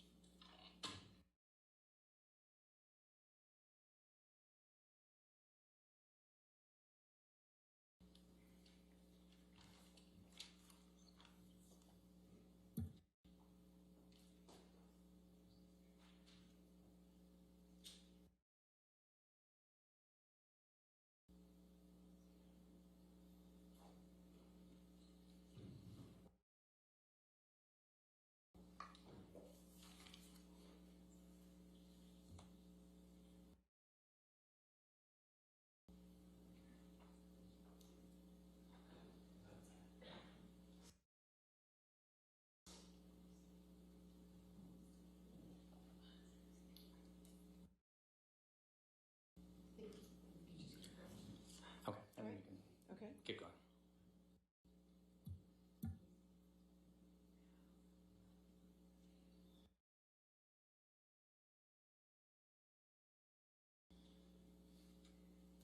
first page of exhibit number 3. It's an incident recall from specifically May 21st, 2016. Do you recognize this document?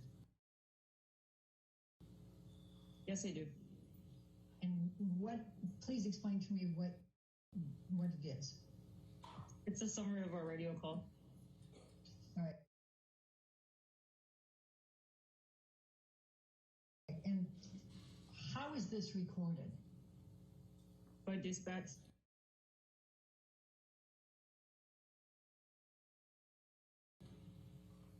And how is it communicated to you?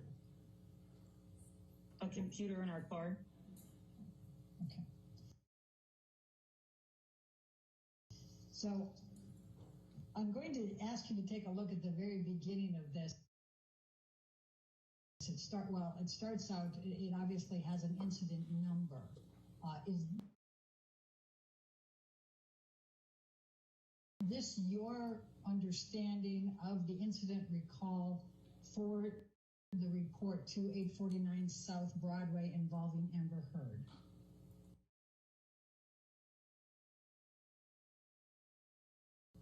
Yes.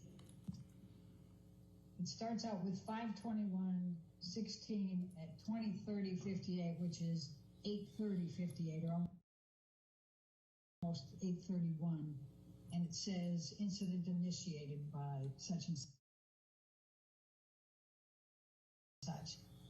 Do you see that? Yes, I do. Okay. And the next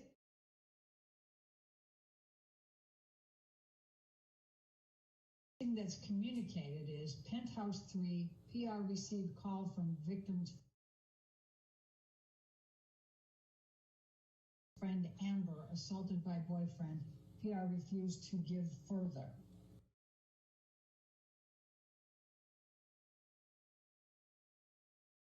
You see that? Yes, I do. Now, when you were out on the road, did you see that right away, or did you have to look this up later when it was you that was going to respond? We review the calls as we're driving to the call. Okay. Then we have at 5/21/2037, which is 8:37, a duplicate call. Do you see that? I do. All right, let's go down to 5/21/16.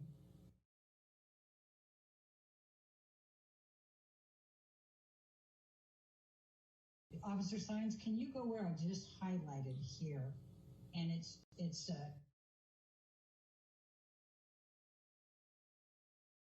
20:57, which would be what time?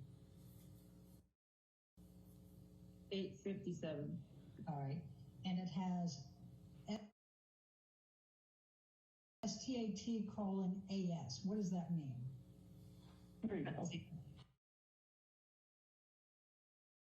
So would that be when you and Officer Haddon arrived at 849 South Broadway? Correct.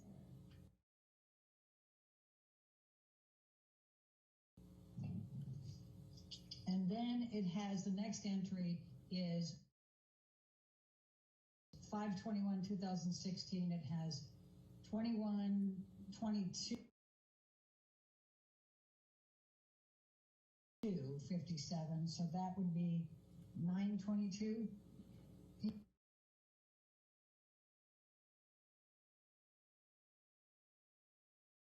Correct. Okay. And it says, go ahead, I'll have you read this. What does it say after that?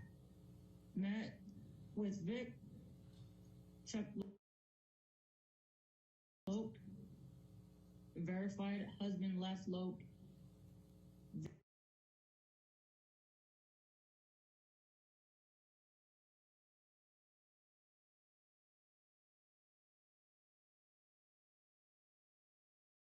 Vic advised verbal. Okay, go ahead into the next. Go ahead and go into the next page or next line. Go ahead. Dispute and refuse to give any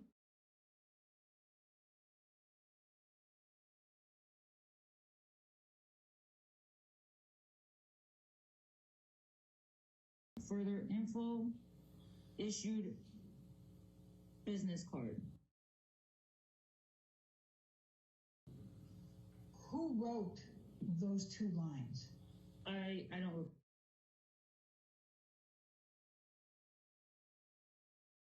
recall. And what did that mean to you?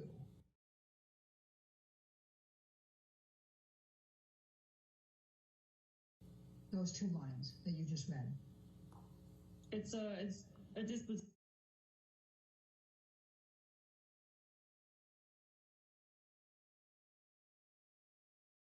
of what happened at the call. Okay, can you tell me what that means?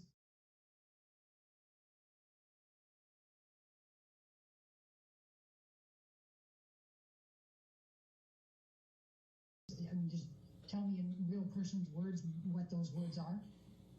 Yeah. That we met with the victim, we checked the location, the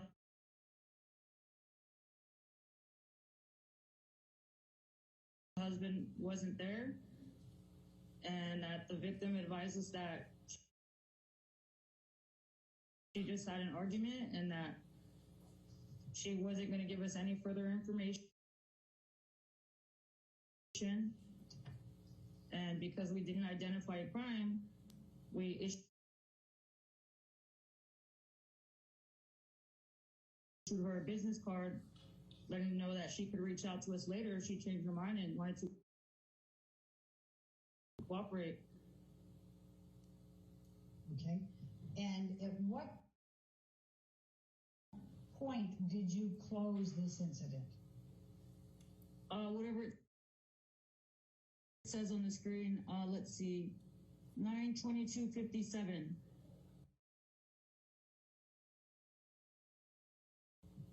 Okay. And what did incident closed mean? That we cleared from the location. We were complete. Done. Okay. Now, if we could go to page Bates stamp number 12.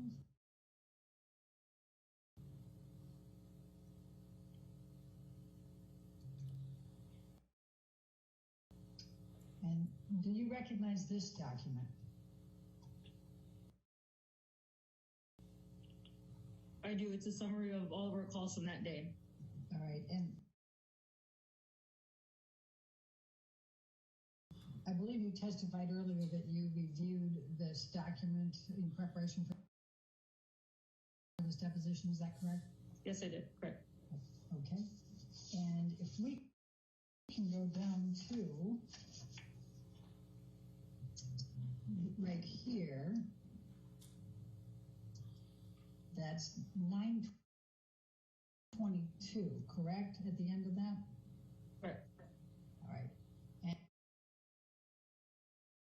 And it says 242D domestic violence. What is that?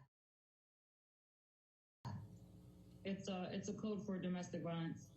And what does the 242D mean?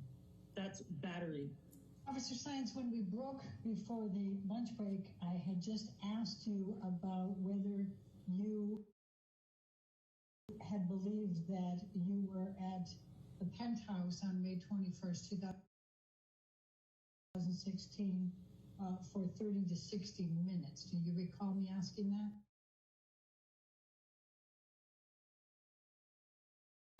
Yes, I do. And do you recall testifying that that's what you thought was the time that you and Officer Haddon spent at the penthouse on May 21st, 2016? Yes, I recall. Okay. And in fact, it was significantly less, correct? Correct. Okay. And in fact, it was, you entered from the elevator at 9:04 p.m. and went back into the elevator at 9:19 for a total of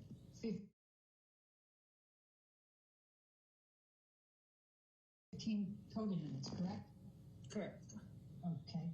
And we've seen the video clips of you getting on the elevator and getting off. got off the elevator at 9:04 p.m., the first thing you did was listen for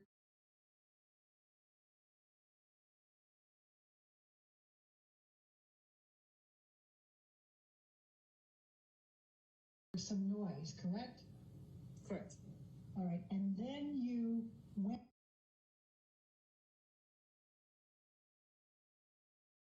around and checked out the outdoor courtyard to see if anyone was outside. Do you recall that? Yes, I do. And you saw that there was a woman in the gym who was not related to the incident. Do you recall that? Correct. How did you know the woman was not related to the incident? Because she seemed unfazed. She was just working out. Did you speak with her? No, I didn't. Do you recall what she looked like? I don't.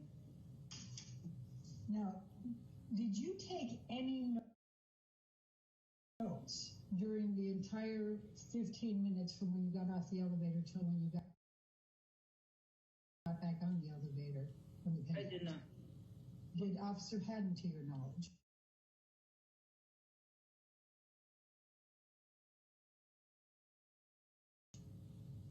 Not to my knowledge, no. Okay. Did you take pictures or record anything? I did not. So after you saw the woman in the gym and looked at the perimeter, you went back to the hallway, and you met with what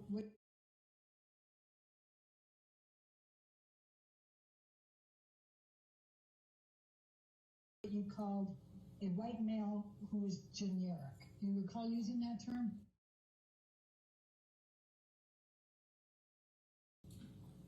They asked me to describe him, yes. And you said generic, correct?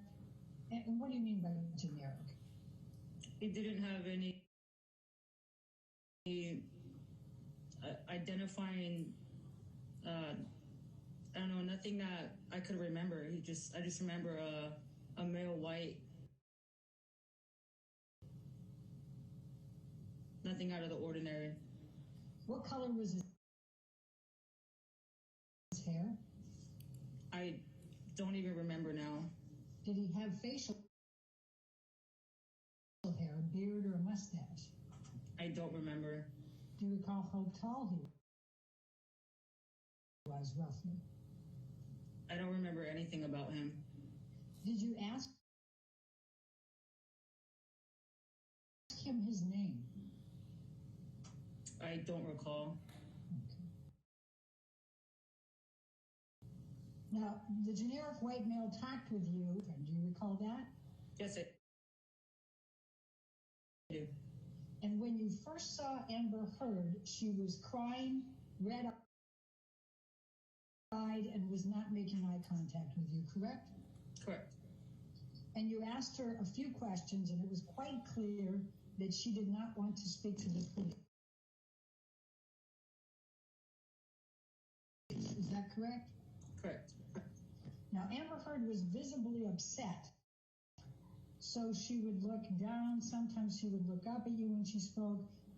It was back and forth, correct? Correct. What was Amber Heard wearing that night?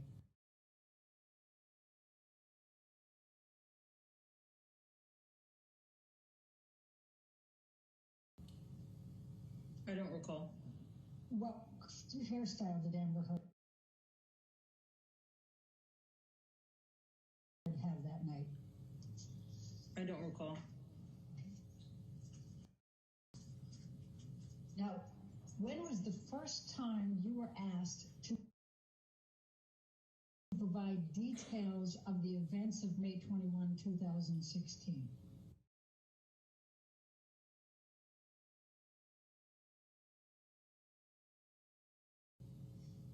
I don't recall. do you recall providing your testimony at a deposition in July of 2016? Correct. Is that the first time you were asked to provide any details of what your recollection was of the events of May 21, 2016? Correct. Okay. And that was roughly 2 months later, is that correct? Correct. And how many shifts had you worked in that 2 month period? I'm not aware. I don't know. How many calls had you answered in those 2 months? I don't know that number. How many of those calls were domestic violence calls in those 2 months? I don't know that number. And if you saw any signs of injury on Amber Heard, or even just damage to property, would you have been duty bound to make a report? Correct. Now, your recollection is that there was no damage to the flat. You searched the entire flat and there was no damage, broken glass, or anything out of the ordinary. Would you agree? Correct. Did you see anything, did you observe anything out of the ordinary during this particular call that you answered at the penthouse on May 21, 2016? I did not. When you left that call, when you got back into that elevator, do you recall what you were thinking? I remember being impressed by the penthouse, how big and beautiful it was, yes. But anything else? No, nothing. And just so we can stay on that for a minute, you had not heard of Amber Heard at the time of this report, right, on May 21st, 2016? Correct. But you did know that Johnny Depp was an actor, correct? Correct. Okay. And you didn't know that that was Johnny Depp's penthouse when you reported there, correct? Correct. But you, as you just said, were impressed with the penthouse. Would it be fair to say you thought probably somebody with some wealth lived there? Correct. Can you bring up plaintiff's exhibit number 23?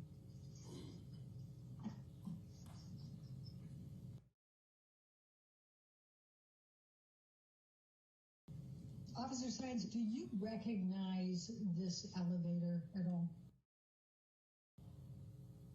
Yes, I do. What do you recall? That's the elevator from the location. Okay. Alex, I'm going to ask you to go to 211940. And as you're moving that, Officer Science, I'm going to ask you to take a look at this and see if you can tell me what you are saying to Officer Haddon in this video clip. That's you, is that correct? Correct. And Officer Haddon, do you recognize?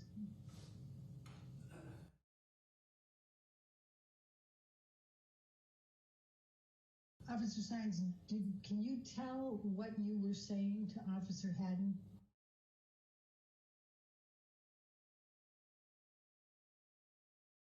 I cannot. Does it look like you might have said at the beginning that was crazy? I can't tell what I was saying. Would you agree, though, that you were quite animated in your discussion with Officer Haddon? No, I wouldn't agree. How would you describe your demeanor?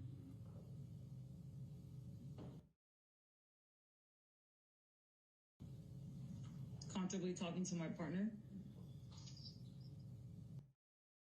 All right, I'm going to ask you to take a look at plaintiff's exhibit number 17. And while Alex is bringing that up, so your best recollection is that you saw no injuries on Amber Heard, correct? Correct. And your best recollection is you saw no property damage, nothing in disarray, nothing out of the ordinary, correct? Correct.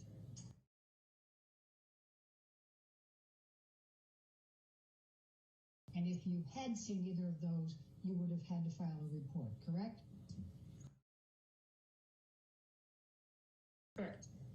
Officer Sines, let me ask you this question. So we've established that you got off the elevator on the penthouse level at 9:04 p.m. Do you recall that? Yes, I do. Do you recognize the person here? Yes, I do. Amber Heard. Okay. And do you see any signs of injury on Amber Heard's face in this picture? I do not. Is it your testimony that you do not perceive this cheek to be reflecting an injury on Amber Heard? Correct. No injury. I'm going to ask you to take a look at this section here above the eyelid, and now I think with the, I'm going to ask you to take a look at that eyelid. Is it your perception that that eyelid does not reflect an injury? I'm sorry, what was your answer, Officer Sines? Correct. No injury.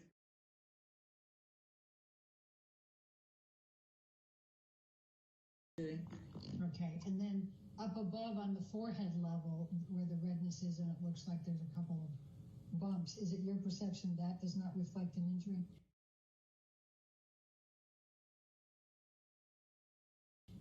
Correct. Officer Sines, I'm going to ask you to look at what has been marked as deposition exhibit number 18, close to the time that you alighted from the elevator, correct? Please describe for me what you see in this photograph. A striped carpet with discoloration on the right-hand side of the photo, and what I perceive as, I don't know if that's a reflection, some sort of mark. Now, you believed and testified, in fact, that you considered the hallways to be very well lit that night, correct? Correct. Did you see this? These stains? No, not that I recall. Right.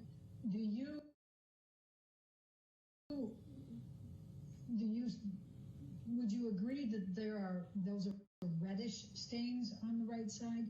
Correct. What does it look like from your experience? Like a stain, like from a liquid.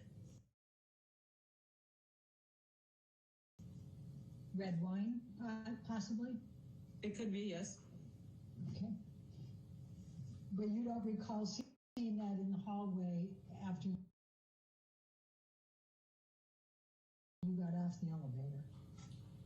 I do not. And you did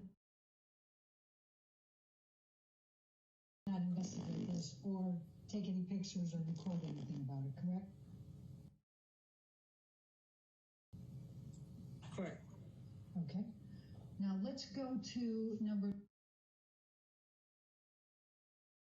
19. Do you recognize what is depicted in exhibit number 19? Yes, it's our business card. And it has 1A1 on the front of it. What is that?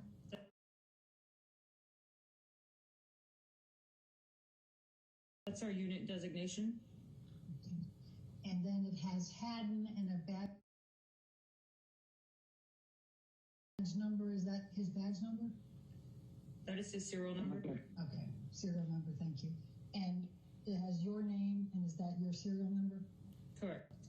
Who wrote this on the card? I don't recall. Would it have been either you or Officer Haddon? Correct. Do you recognize your handwriting?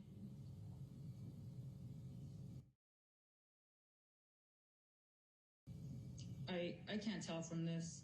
Now, I think you indicated when you were looking at the incident recall and the CAD summary that a business card had been left. Do you recall that? Yes, I do. And why did you leave a business card? I advised Amber Heard that she could contact us at any time if she changed her mind and decided that she wanted to speak to us and cooperate. All right, let's go to number 20. Do you recognize this? What's depicted in this picture? Yes, I do. It's the back of the business card. All right, and it says 5/21/2016, and the time is 9:16 p.m. Is that the time that the card that was written? Correct. Okay. And do you recognize the handwriting on this side?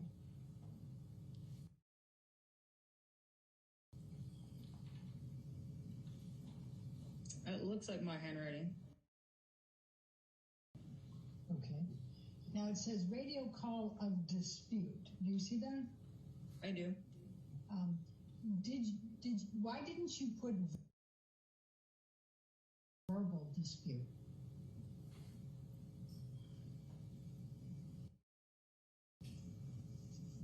It didn't. Verbal dispute. It's the same thing to me. And you have refused report on here, correct? Correct. Could you just read this next part that you wrote on here? Sure. Advice can call at later time if changes mind because she was uncooperative and didn't want to speak to us. Okay. Now, why did you say if changes mind?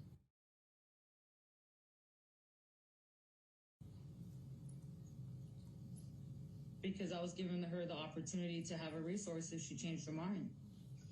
But if Amber Heard had no injuries and there was no evidence of any type of physical property issues, disarray, breakage, etc., then why would it matter if she changed her mind? It's a courtesy that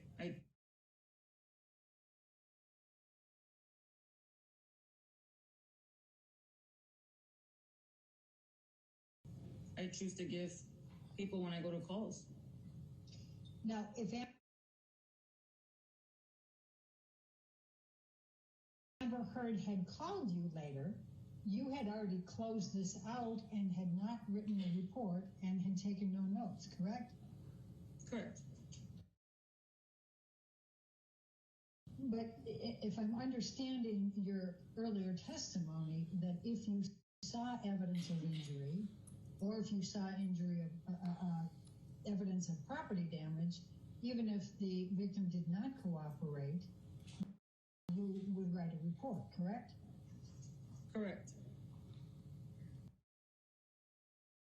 And we'll go to number 21. Officer Science, this is just a picture. Do you recognize you and Officer Haddon here? Yes, I do.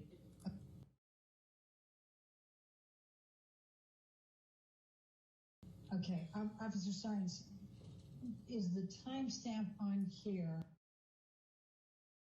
of 9:19 p.m., 49 p.m., does that comport with your recollection of when you left? I don't recall what time I left. I'm just going based on the video that is in front of me. Okay, do you have any reason to believe that's incorrect? I don't. Officer Stein,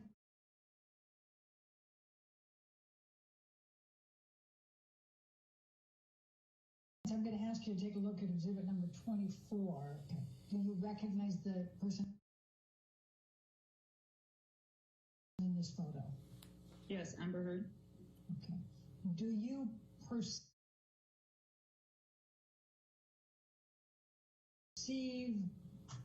there to be an injury or evidence of injury on Amber's face in this photo? No, I do not.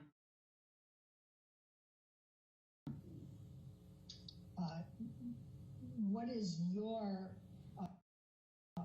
perception of the redness on the cheek and the eyelid and above the eyebrow? It's consistent with observed her crying. She's fair skinned, her face is flushed. I'm going to ask you to look at what has been marked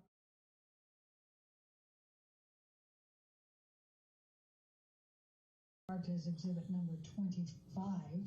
Do you recognize this as Amber Heard?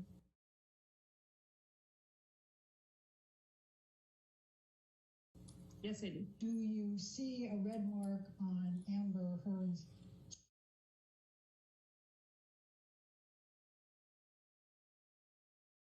cheek and above her eyelid and above her eyebrow on this picture?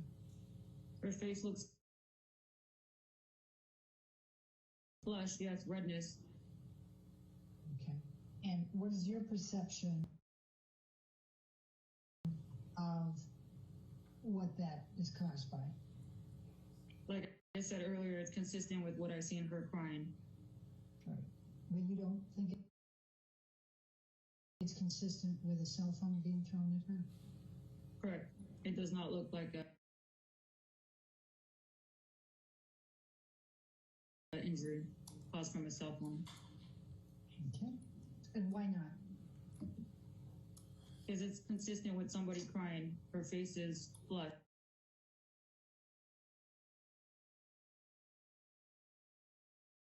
This was taken on May 21st. I'm going to ask you to look at what has been marked as exhibit number 26. Do you recognize this as Amber Heard?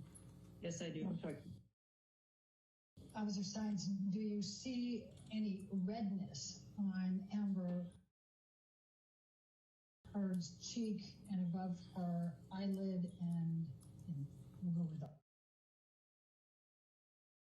I do. And what is your perception of what the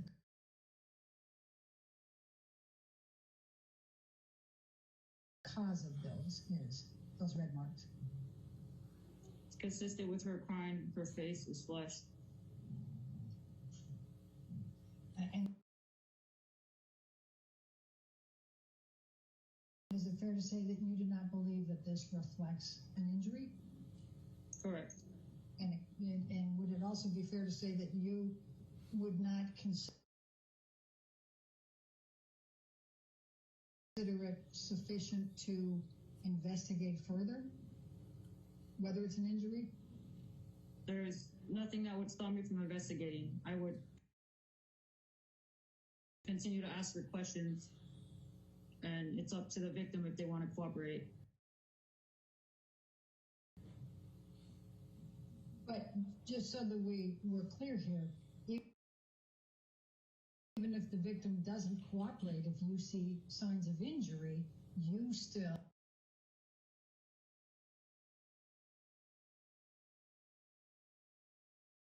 and I believe you testified to this, believe yourself duty bound to write a report, correct?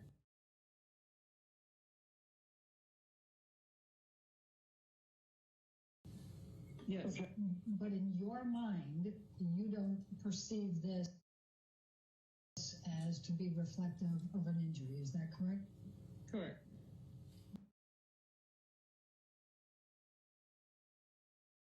And I'm going to ask you to take a look at exhibit number 27. Again, do you recognize this as Amber Heard? Yes, Okay. Okay. And do you see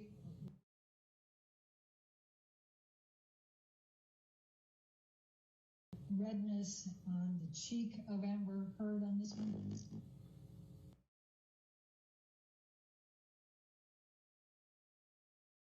Yes, I do. All right. And then you had testified on a number of these other pictures and on this one as well that this is consistent with crime. Do you see any redness on Amber's other cheek?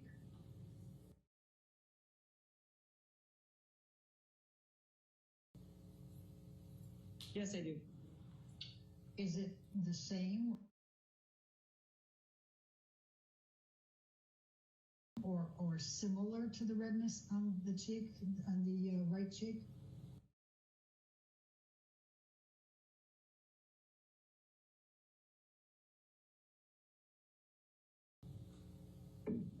Based on this photo, it looks like one cheek is redder than the other. But you also don't see any swelling with that? Correct. I'm going to ask you to take a look at what has been marked as exhibit number 28. Do you recognize this as Amber Heard? Yes, I do. Okay. And do you see redness on the right cheek and above the eye? Yes, I do. Okay. And is it your perception that this reflects any type of, or could reflect any type of injury? No. Why not? Because my perception is it was consistent with her crying. All right, let's take this down, go to 29. I'm going to ask you the same questions. Do you recognize this as Amber Heard? Yes. And do you see any redness in the right cheek and above the eyelid?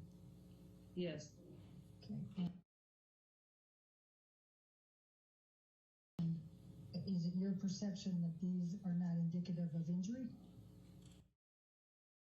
Yes. And what is your reasoning? It's consistent with her crying. Let's take this one down. Let's go to number 30.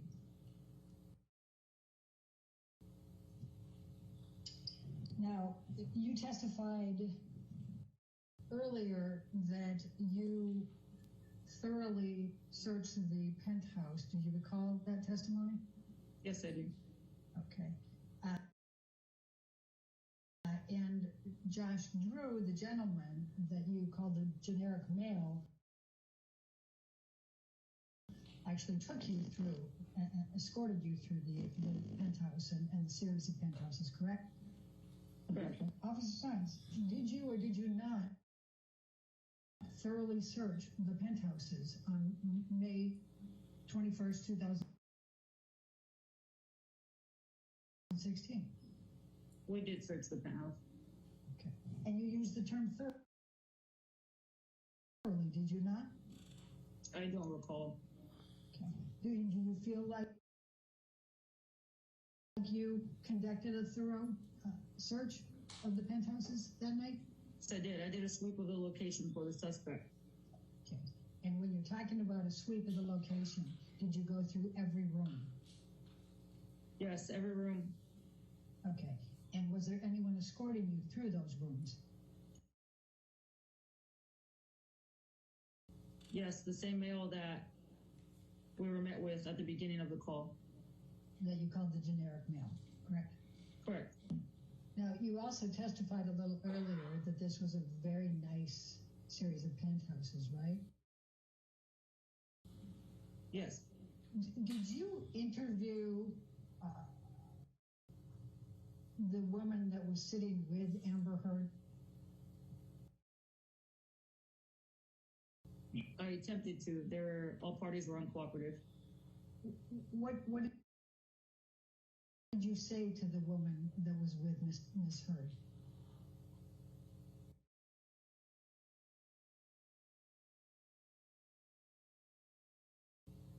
I don't recall the exact words, but I introduced myself to everyone and asked if they seen what happened or know what happened, and they all refused to speak to me. Did you ask for their names? I I recall, yeah.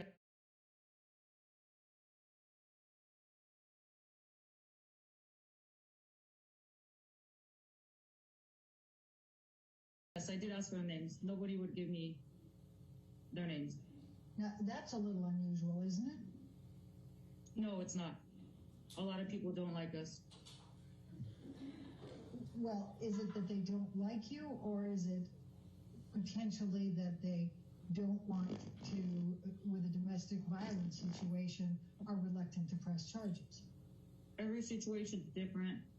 Based on my training experience, where I work, it's usually that people do not like us. Do you have a recollection of what the woman who was with Amber Heard looks like? No recollection. Do you know what color hair she had? I have zero recollection. So you don't recall how old she was, how tall she was, what her hairstyle was, what she was wearing, anything about her? Zero recollection. But somehow you're sure you tried to interview her and she refused to answer questions. Yes, it's common practice. I try to interview everyone during my investigation. So did you pull out your notebook at any time while you were in the penthouse? I did not. I had nothing to write. No one would speak to me. Well, how did you know that when you started asking the questions that they weren't going to give an answer? Because they just looked at me. But wouldn't you pull out your notebook first and then ask the questions? Then write down the answers as they're giving them to you? No, I don't put anything in my hand for officer safety issues until I'm sure that I have something to write. I'm sorry, officer. Can you repeat your answer? I don't put anything in my hands for officer safety reasons. If I'm not sure I'm going to write, I keep my hands free.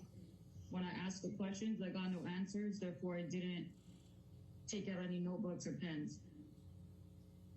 Did you have any reason to fear for your safety at the time that you were talking with Amber Heard and the woman with her? I always fear for my safety. A potential suspect could have been in the house. So yes, my guard was not down, if that's what you're asking. What did you do first? Did you look at throughout the house to ensure that the person wasn't there, or did you ask the questions first and then look at the house? I attempted to ask questions first. I can't just go into a house and start checking it without asking questions. So what questions did you ask first? I don't recall specific questions. Do you recall any of your questions? I don't. Do you recall any of the answers that you were given? I don't recall. Now, we went through the domestic violence supplemental report and some of the guidelines for officers on domestic violence. Do you recall that the crime scene, a number of the items reflected location ransacked, location vandalized, furniture in disarray, personal property damage? Do you remember those being items as the checklist for crime scene for domestic violence? As they pertain to domestic violence reports, yes, I do. Right. Now, did you ever speak with the two officers who answered the second call to the townhouse that night? I did not. Did you ever communicate in any manner with the two officers who answered the second call to the penthouse? I did not.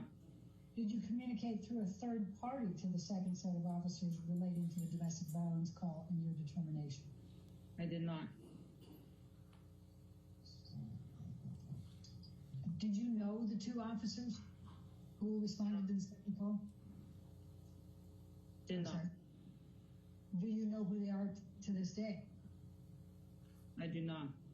Have you ever spoken to the other two officers about the responding to this call on May 21st, 2016? I have not. Have you ever spoken with anyone else about your response and their response to this call on May 21st, 2016? I have not. And just so everybody's aware, up until now, you've been listening to questioning from Ms. Heard's counsel. At this point, I believe we're going to shift over to questioning from Mr. Depp's counsel. want you to focus on the date of the incident that we've been talking about during this deposition, and that is May 21st, 2016. I'll refer to that as the date of the incident. You understand what I mean when I say date of the incident? Yes, I do. Okay. So as of the date of the incident, for how long had you been a training officer? Since, I believe, the end of November of 2015. So between 6 to 8 months? Yes. Prior to the date of the incident, for how long had you been a training officer? 4 to 6 months. Okay. And as of the date of the incident, approximately how many incidents of domestic violence had you come across? I couldn't tell you. I believe you said hundreds. Yes, that's how I understood it from testimony of it in previous depositions of yours. So it's in the hundreds? Yes. Okay.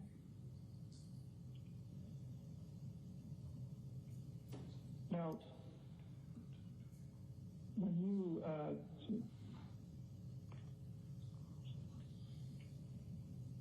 and you indicated that you proceeded to the incident at Eastern Columbia Building due to what you heard from dispatch, is that correct? Correct. And do you recall, as you sit here today, what you were told from dispatch that led you to the Eastern Columbia Building on the date of the incident? I don't have an independent recollection. Okay. As you sit here today, do you recall that it had something to do with a dispute at that location? Correct. And when you first arrived at the scene of the incident, what did you first do on entering the building? We met with a security guard in the lobby who escorted us to the elevator. Did you ask that security guard any questions about the building? Start that. Did you ask that security guard any questions? Not that I recall. Did the security guard escort you up to the penthouse? They gave us access through the elevator. I do not believe that they came up to the penthouse with us. I believe they just accessed the elevator. Okay. And when you arrived at the penthouse and exited the elevator, was it just you and your partner, Mr. Haddon, Officer Haddon? Yes. Okay. And what did you do next? We tried to listen for any kind of sounds of domestic violence.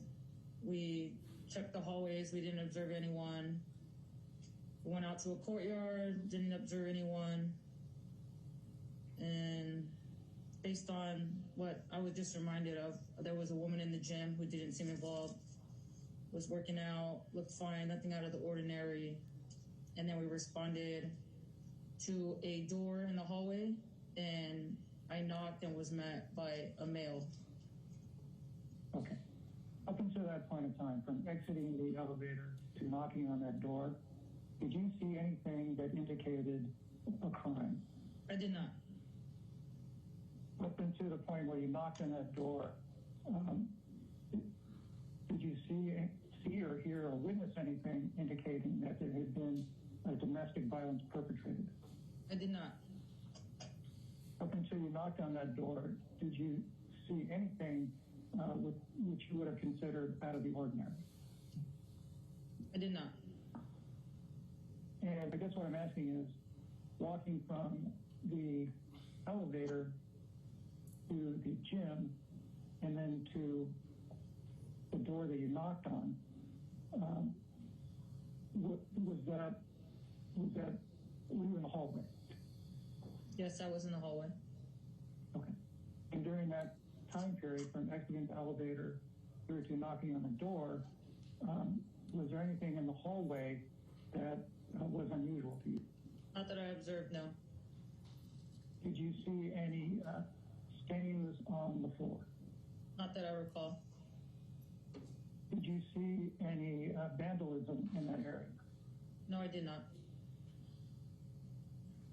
Did you see any broken glass in that area? I did not. Okay. And upon knocking on the door, what happened next? A male opened the door. I don't remember the exact questions and conversation we had, but I remember asking if they called for help, and he said that it was the neighbor and that she was inside of his house apartment with his girlfriend. And I asked him if they could step out, and he told me to wait, and he shut the door. And we waited. We waited for them to exit. I don't remember how much time passed by, and they came out, and that's when we were met with his girlfriend and who I know now as Miss Heard in the hallway. And up until that point in time, did you hear anything that led you to believe that a crime had been committed? I did not. Up until that point in time, did you see anything that made you believe that a crime had been committed? I did not. Up until that point in time, did you hear anything that made you believe that there had been an act of domestic violence there? I did not. Up until that point in time, did you see anything that made you believe that there had been an act of domestic violence there? I did not. Okay. So you indicated that after you knocked on the door, you spoke with a gentleman. Is that correct? Correct. And you previously testified to someone as a generic white male. Is that the same person? Yes. So your previous testimony, when you were referring to a generic white male, that's the person who opened the door when you first knocked on it, correct?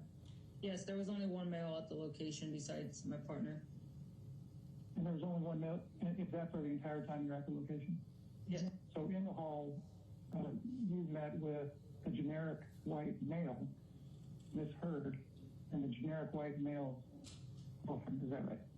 Yes. And it was just those three folks? Correct. And you were there with your partner, Officer Haddon? Correct. Okay. And in the hallway, how far were you standing from Miss Heard?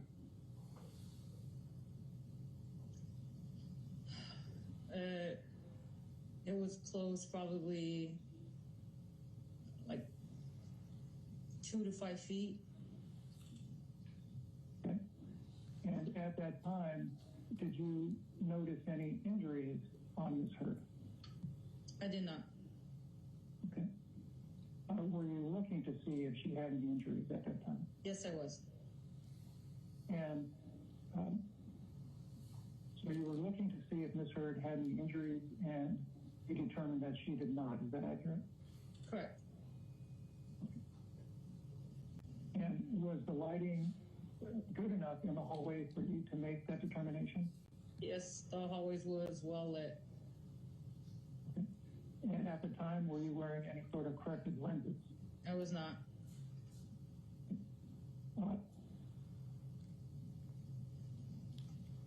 Although you were not wearing corrective lenses, were you prescribed corrective lenses at the time? No, I have never worn glasses, and I'm not prescribed. I have good vision. Okay. And at that time, did you have good vision? Yes, I did. At the time you were observing Miss Heard, did you have good vision? Yes, I did. And did you observe any injuries at that time? I did not. What did you ask Miss Heard at that time, if anything? I don't have an independent recollection. Again, it's been so long. I don't remember specific questions. Now, let me just back up a little bit. During the time period from when you left the elevator and when Ms. Heard came onto the hallway, at any time did the generic white male tell you that there had been an act of domestic violence? No, he did not. Did he tell you anything that made you think there may have been an act of domestic violence? No, he did not. Did he tell you anything that made you believe that a crime may have been committed? No, he did not. And during that time period, did you ask him what had happened or what was happening? Yes, I did ask him, and he just refused to give me any information.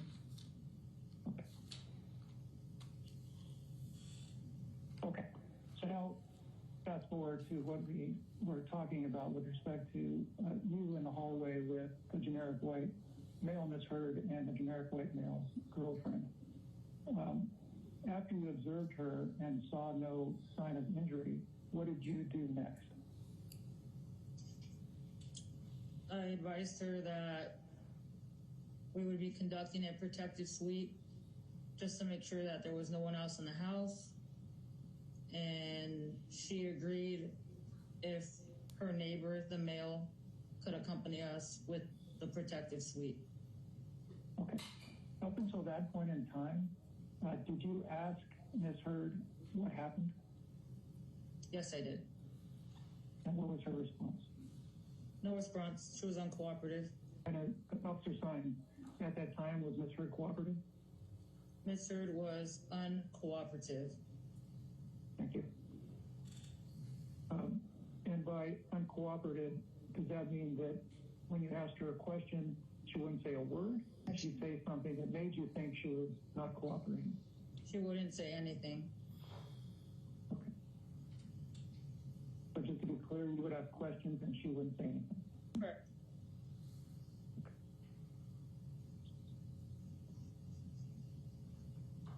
And what did you do at that point? After the protective sweep, I asked her again if she wanted to talk to me, if anything happened. Again, I don't remember the specific questions that I asked her, but I asked her questions to establish if there was some sort of crime, who was involved, and again, she wouldn't give me any information. I attempted to ask her friend, the other woman in the room. I even asked the males to wait in the hallway so it could just be us women in there so we could talk privately. Maybe she felt more comfortable that way. Still, they denied that there was any crime. They wouldn't answer any specific questions. So I wrote a business card. I advised her if she changed her mind that she could call us at any time and we would respond to help her out. So backing up a bit to the time you were in the hallway with the three of them, and you testified that Ms. Heard was uncooperative, and then you indicated you did a sweep. I want to start with from the point of time in the hallway where she was uncooperative, transitioning to the sweep. How did that occur? Did you ask her if you could look in the penthouses? How did you go from standing in the hallway to conducting a sweep? I don't recall. Now, before you swept the penthouses, did you ask if you could enter the penthouses? Yes, I did. Okay. And what was the response? I can't remember if she gave me a response or nodded her head. I can't remember. From what you observed or heard from Ms. Heard, you took it that she was permitting you to enter the penthouses and look around. Is that accurate? Correct. Okay. Was it more than one penthouse? There was two. Okay. And this term sweep we've been using, is that a technical police officer term? Yes. What do you mean by conducting a sweep? It's called a protective sweep, and we do so to make sure that there's no other individuals that maybe victims that are hurt inside of the location or suspects hiding, concealing themselves from officers that would attack the victim after we left the location. So we go in to verify that any potential suspects are gone from the location for the victim's safety. Thank you. And you conducted a protective sweep of 2 penthouses, correct? Correct. What was your understanding of who owned or lived in the first penthouse that you performed a protective sweep on? It was my understanding that Amber Heard, that it was her home. Again, the gentleman directed us. That's why he came with us, so we wouldn't get lost. I see. And during your protective sweep during the first penthouse, did anybody accompany you during the entire sweep? Yes, the only male that was there besides my partner. Okay. And your partner conducted the sweep with you? Correct. Okay. And as to the protective sweep of the first penthouse, did you go into every room of the penthouse? To my knowledge, yes. And was your knowledge based on the generic white male leading you around? Correct. Was it your understanding that your protective sweep included you looking in every room in the penthouse? Correct. During the protective sweep of the first penthouse, did you see anything that led you to believe that a crime had been committed? I did not. During the protective sweep of the first penthouse, did you hear anything that made you think a crime had been committed? I did not. During the first protective sweep, did you see anything that made you think that an act of domestic violence had occurred? I did not. During the protective sweep of the first penthouse, did you hear or see anything? Did you hear or see anything that made you believe an act of domestic violence had occurred? I did not. Okay. Upon your completion of the protective sweep of the first penthouse, up until that point in time, from you exiting the elevator up until that point in time, did you hear or see anything that made you believe that a crime had been committed? I did not. Up until that point in time, did you hear or see anything that made you think an act of domestic violence had occurred? I did not. Now, I want to ask you, you testified to you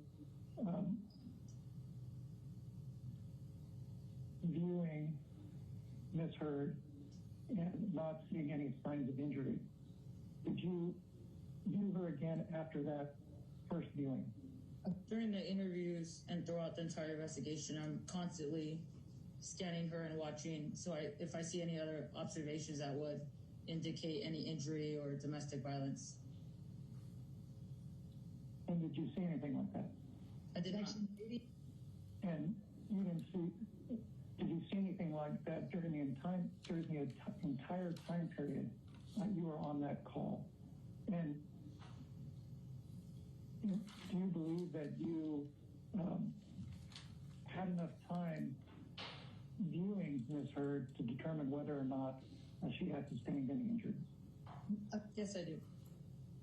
And did you determine that she sustained any injuries? I determined that she did not sustain any injuries. So other than the conversation you had with her in the hallway when you first got there, did you have any other conversations with Ms. Heard? I did. Inside of the loft or penthouse, sorry. Okay. Was that before or after the protective sweep? I believe both, before and after. I attempted. Okay. How many separate conversations did you have with Ms. Heard? I don't recall. Okay. There was at least the one in the hallway, and there was one before or after the protective sweep, correct? I'm sorry, I missed that answer.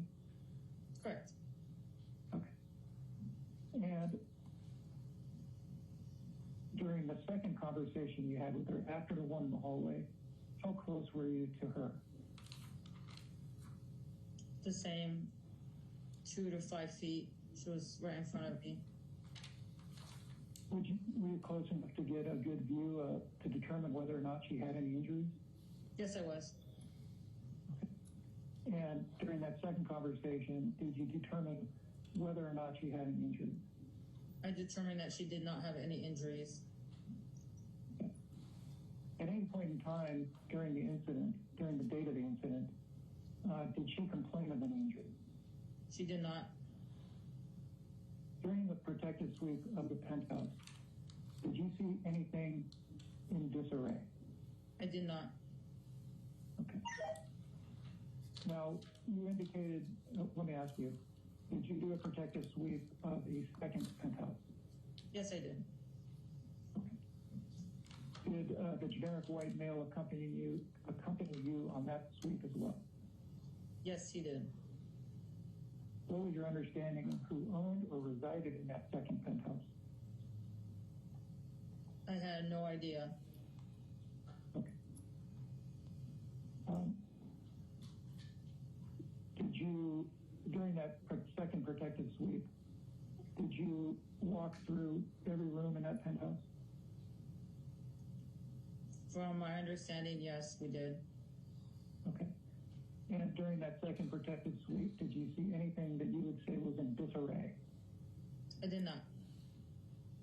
During that second protective sweep, did you see anything that made you believe there had been a crime committed? I did not. During that second protective sweep, did you hear anything that made you think a crime had been committed? I did not. During the protective sweep of the second penthouse, did you see anything that made you believe an act of domestic violence had occurred? I did not. During the protective sweep of the second penthouse, did you hear or see anything that made you believe a crime had been committed? I did not.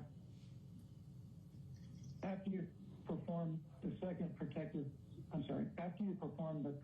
sweep of the second penthouse, what did you do? I responded to where Amber Heard was, and I again tried to see if I could get any information from her.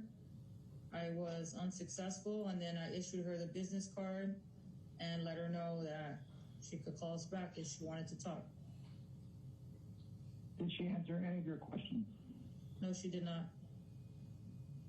At any point in time during the entirety of the incident, did Ms. Heard answer any of your questions? No, she did not. During the entire time of the incident, did Ms. Heard complain of any injuries? No, she did not. During the entirety of your time at the incident, did anybody say anything that made you believe a crime had been committed? No, they did not. During the entirety of the time you were at the incident, did anybody say anything that made you believe an act of domestic violence had occurred? No, they did not. Okay. During the entirety of your time at the incident, did you see anything that made you believe a crime had occurred? I did not. During the entirety of your time at the incident, did you hear anything that made you believe a crime had been committed? I did not.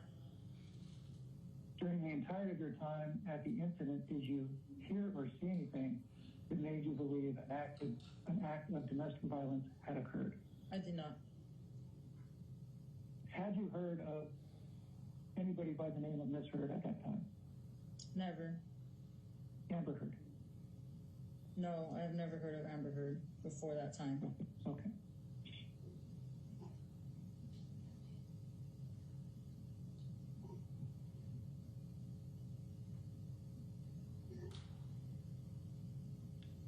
Did you recognize any of the people that you encountered during the incident? I did not.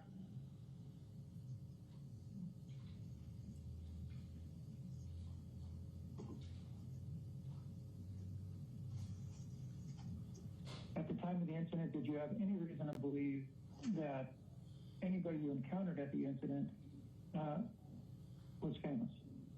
I did not. Okay.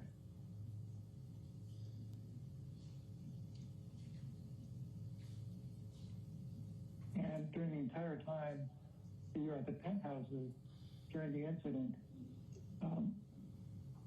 did you have any reason to believe that Mr. Depp was affiliated or involved in the incident? I did not. Madam Reporter, can you repeat my last question? I lost where I was. Sure.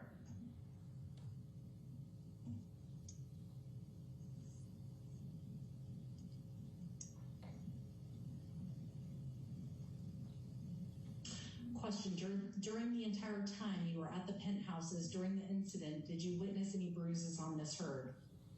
And there was not a response.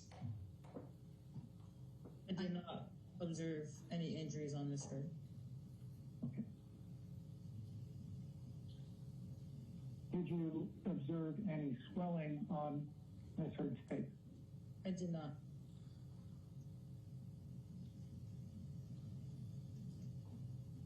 Did you observe anything that led you to believe that she was a victim of domestic violence?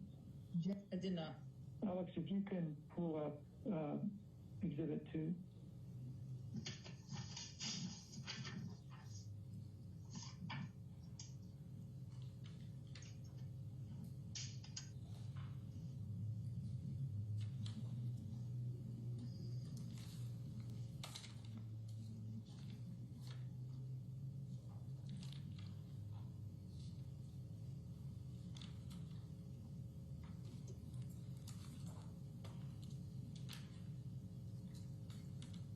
So is this going to be Exhibit 57? Yeah.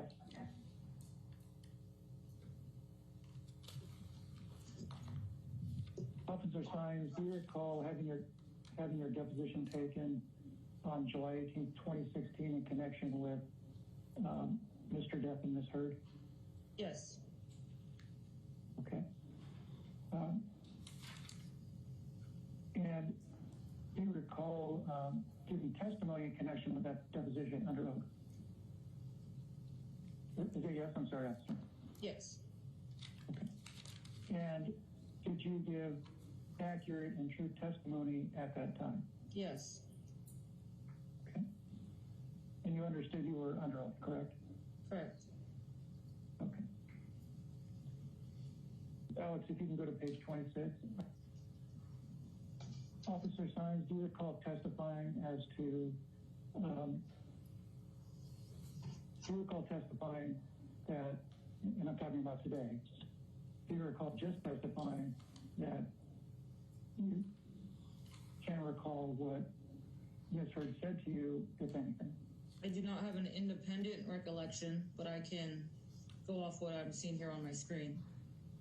Okay. Your Honor, we're at 5 o'clock. It looks like we have about 18 minutes left. Do you want to? You don't have any problem finishing it tonight, do you? Let's go ahead and finish it. Okay. Thank you. And do you agree with me that your memory of the day of the incident was fresher on July 18th, 2016 than it is today? Yes, that is correct. Okay.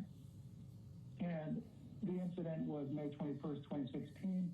This deposition was taken July 18th, 2016. How long after the incident was this deposition taken? A few months. Okay. And Alex, if I could have control.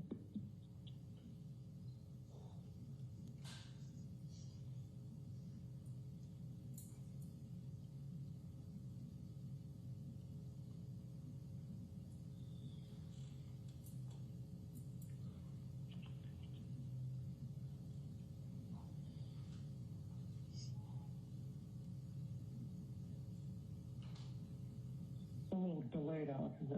Can that be fixed, or is that just the way it is? This is Alex speaking. Yeah, I'm afraid I can't help that. I'm sorry, Mr. Preciado. That's fine.